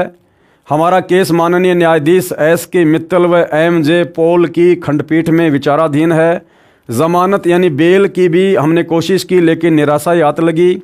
आपसे पुनः करबद्ध प्रार्थना है कि आप हमें इस संकट से मुक्त करवाओ।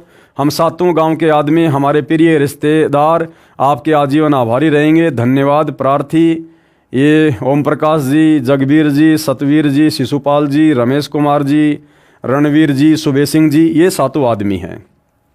संत घीसा दास जी को सताने की सज़ा, यानी गांव खेकड़ा, जिला बागपुर, उत्तर प्रदेश में संत जी हुए हैं, घीसा दास जी, जो कि वैसे तो दुनिया की नज़रों में परमात्मा जी के नुमाइंदे समझे जाते रहे, लेकिन वे स्वयं कबीर परमात्मा ही थे। ये कबीर परमात्मा भक्ति को जिंदा रखने के लिए भिन्न भिन्न रूप धारण कर कर समय समय पर हम आत्माओं तक ये ज्ञान पहुंचाते रहते हैं। तो संत घीसा दास जी के रूप में कबीर परमात्मा जब अपने तत्व ज्ञान का प्रचार कर रहे थे, तो गांव वालों ने किस प्रकार से उनके साथ में बदसलूकी की, उनको गांव से बाहर निकलने के लिए मजबूर कर दिया, और उसके बाद किस प्रकार से उन गांव वालों पर कहर टूटा, और वापस वही गांव वाले अपनी पगड़ी संत जी के चरणों में रख कर सह सम्मान उनको गांव में वापस लेकर आए। तब उस गांव में फिर से खुशहाली लौटी। संत घीसा दास जी को सताने की सजा। गांव खेकड़ा, जिला बागपत, उत्तर प्रदेश में एक घीसा दास नाम के संत रहते थे। उनको परमेश्वर कबीर जी मिले थे। उसके पश्चात घीसा दास जी सत्संग करने लगे तथा नामदान करने लगे। गांव खेकड़ा, जिला बागपत, उत्तर प्रदेश में एक घीसा दास नाम के संत रहते थे। उनको परमेश्वर कबीर जी मिले थे। उसके पश्चात घीसा दास जी सत्संग करने लगे तथा नामदान करने लगे। घीसा संत देवी देवताओं की भक्ति बंद कराकर शास्त्र अनुकूल सत्य भक्ति बताते थे। जिन पाखंडी आचार्य गुरुओं की दुकानें बंद होने लगी, उन्होंने गांव के व्यक्तियों को भरमाया कि घीसा के पास रात्रि में सत्संग के बहाने स्त्रियां जाती हैं, वहां पर गलत कार्य होता है। भोले लोगों ने उन दुष्ट स्वार्थी लोगों की बातों पर विश्वास कर लिया तथा घीसा जी को गांव से निकाल दिया। संत घीसा दास जी खेकड़ा से 100 मील की दूरी पर एक गांव में रहने लगे। वहां के व्यक्तियों को बहुत लाभ होने लगे। गांव खेकड़ा में जवान मौतें होने लगी, हाहाकार मच गया। लोगों ने इकट्ठा होकर विचार किया कि यह कहर गांव में किस कारण से हो रहा है। कुछ एक नेक व्यक्तियों ने कहा कि कबीर जी की वाणी है, भाई जिस मंडल साधु नहीं, यानी जिस क्षेत्र में साधु संत भगत नहीं रहते, जैसे बिन नदी नहीं गुंजार और बिना नदी के वहाँ पर खुशहाली नहीं होती है। तज हंसा वो देश अड़ा, ऐसे देश को, ऐसे क्षेत्र को छोड़ देना चाहिए। वहाँ जम की मोटी मार, वहाँ तो काल बैठा हुआ है, कभी भी आपत्ति आ सकती है। भावार्थ है, जैसे जिस क्षेत्र में नदी नहरें नहीं होती वहाँ का क्षेत्र खुशहाल नहीं हो सकता।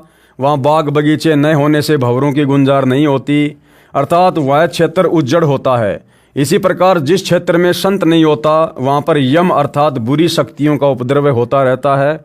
उस क्षेत्र के व्यक्ति बहुत कष्ट झेलते रहते हैं। इसलिए ही भगत का उस देश अर्थात क्षेत्र को त्याग देना ही हित होता है।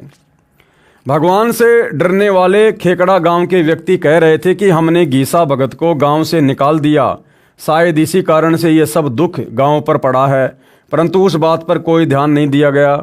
कई वर्ष तक घनी जनहानि होने के पश्चात किसी जंतर मंत्र करने वाले ने बताया कि उस भगत घीसा जी को वापस लाओ, तभी बसोगे।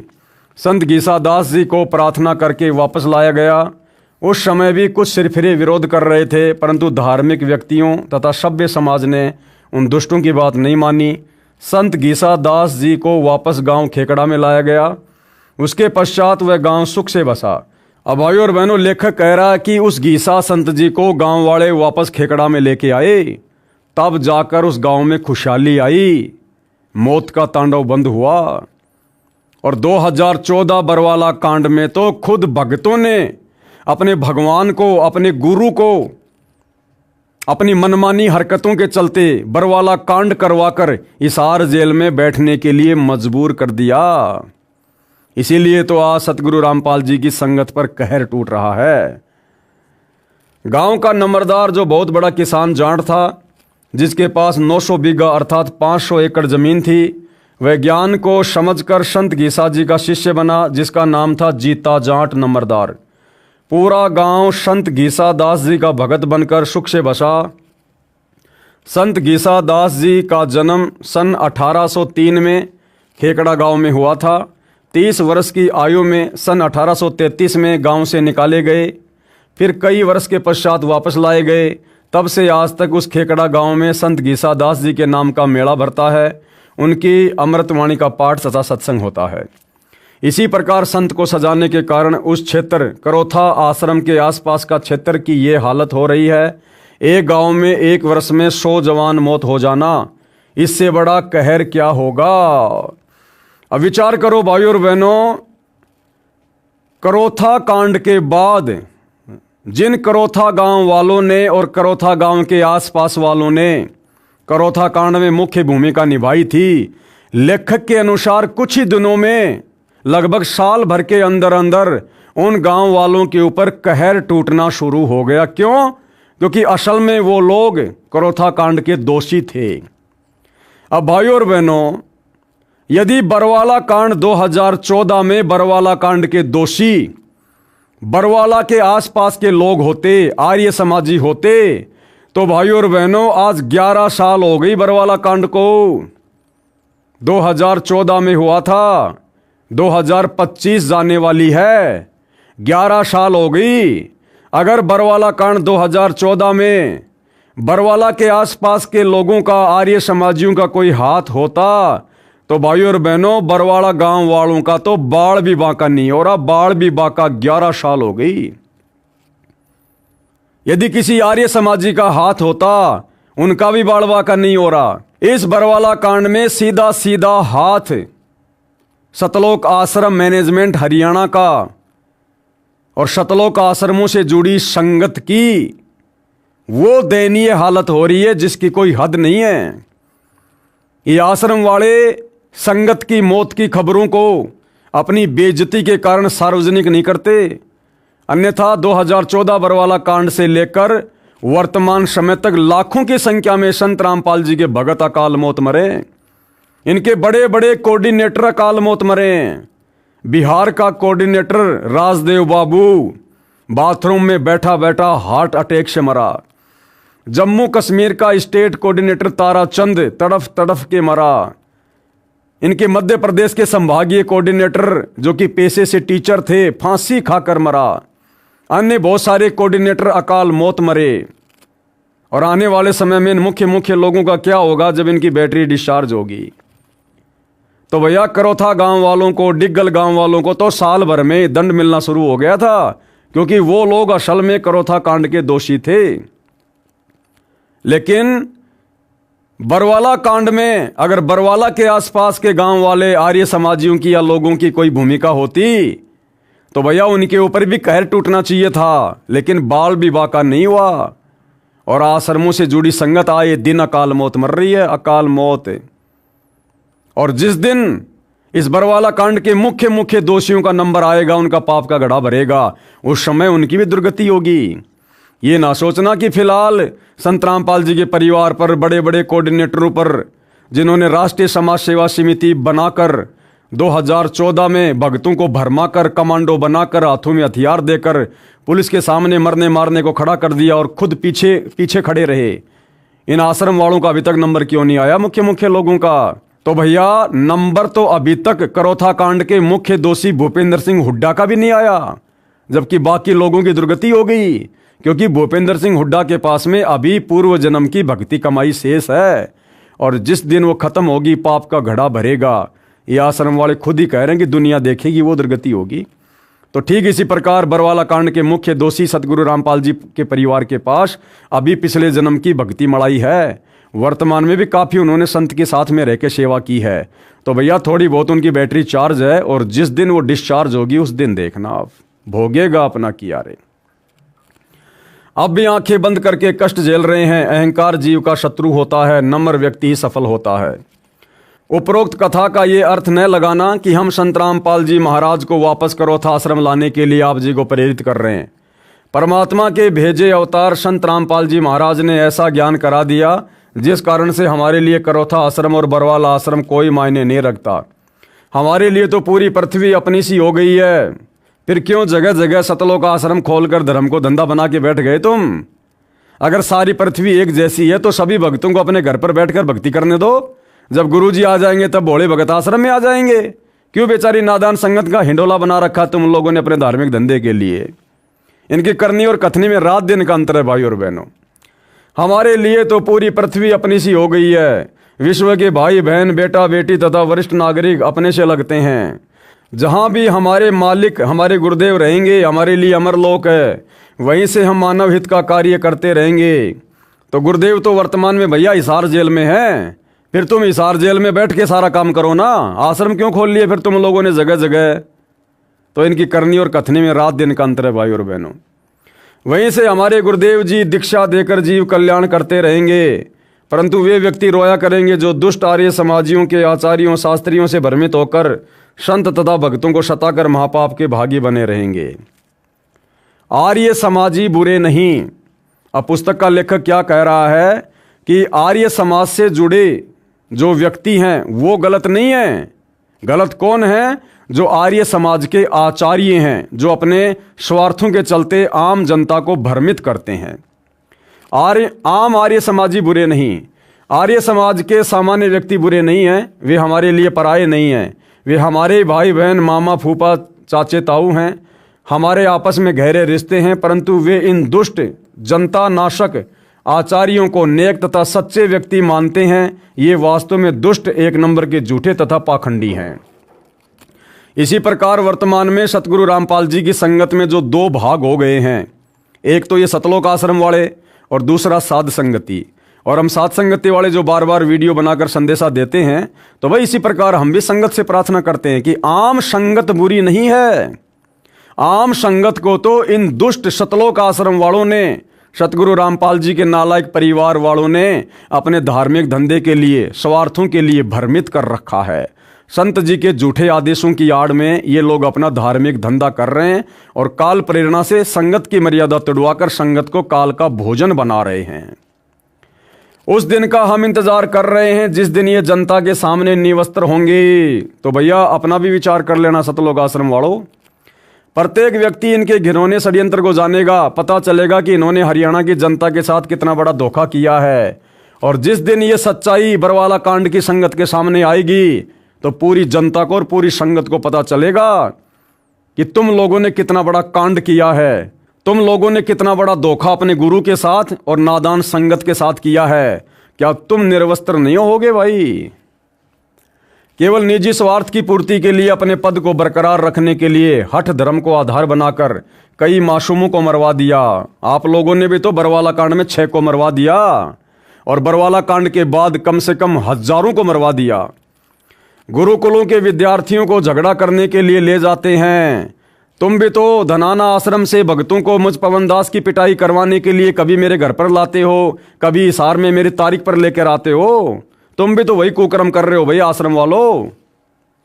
ये व्यक्ति जनता का कभी हित नहीं कर सकते। हमारा निवेदन ये है कि आप संत रामपाल जी महाराज के ज्ञान तथा उद्देश्य से परिचित होकर दीक्षा लेकर अपना तथा अपने परिवार का कल्याण कराएं।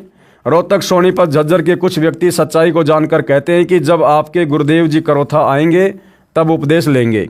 आपसे प्रार्थना है कि जैसे डॉक्टर कहीं पर भी है उससे औषधि लेकर स्वस्थ होना चाहिए। हम आप जी को परमात्मा से मिलने वाला सुख प्राप्त करने की राय दे रहे हैं, जो लाभ भारत के कोने कोने से आकर भगत प्रदान कर रहे हैं। हरियाणा की जनता पीछे क्यों रहे? आप भी परमात्मा के बच्चे हो, आप जी को भी परमात्मा की आवश्यकता है, परंतु आप जी को सत्य न बताकर असत्य का अभद्र प्रचार करके परमात्मा से दूर कर दिया गया है। साधना टीवी पर शाम 7:30 से 8:30 बजे तक संत रामपाल जी महाराज का 1 घंटा सत्संग चलता है। वह सुनो, सत्य को जानो और अपना मानव जीवन सफल करो, यही निवेदन है। संत गरीबदास जी को सताने का फल। अब लेखक एक छोटी सी कथा सुना रहा है जो कि सतगुरु रामपाल जी ने अपनी पुस्तक ज्ञान गंगा में भी लिखा हुआ है कि एक बार आदरणीय गरीबदास जी को कुछ लोगों ने, जो कि छारा गांव के थे, उन्होंने कुछ पंडितों के कहने पर ब्राह्मणों के बहकाव में आकर उनके साथ में बुरा बर्ताव किया और आगे चलकर किस प्रकार से उसकी दुर्गति हुई। संत गरीबदास जी को सताने का फल। तो भाई और बहनों, आज के इस वीडियो में जो कि पुस्तक भोगेगा अपना किया के ऊपर बनाए जा रहे हैं, आज हम केवल इतना ही लेंगे और साथ में हमने बहुत सारी शिक्षाएं लेनी है भाई और बहनों। भगत की करनी और कथनी में अंतर नहीं होना चाहिए, अन्यथा परमात्मा जी की वाणी है कि करनी तज कथनी कथय अज्ञानी दिन रात, और कुत्ते ज्यों भौंकत फिरे सुनी सुनाई बात। तो जिस प्रकार से करोथा कांड के समय आर्य समाज के आचार्यों ने और आसपास के गांव वालों ने उन आर्य समाज के आचार्यों की बातों पर विश्वास करके सच्चाई को ना समझकर जो पाप कर्म किए और संत को सताने के दोषी हुए और आगे चलकर किस प्रकार से उनका सर्वनाश हुआ, तो वर्तमान में सतगुरु रामपाल जी की नादान संगत को भी थोड़ा विचार करना चाहिए। 2014 बरवाला कांड के बाद जिस प्रकार से ये नादान संगत संत रामपाल जी के परिवार, उनके बेटा बेटी, भाई बंधु, रिश्तेदार व कोऑर्डिनेटरों के बहकावे में आकर और सतगुरु रामपाल जी के सत्य ज्ञान से परिचित ना होकर जिस प्रकार से आए दिन संत जी की मर्यादा तोड़ने वाले कुकर्मों में इन आश्रम वालों का सहयोग दे रही है, भाई आने वाले समय में सजा का भागी बनना पड़ेगा।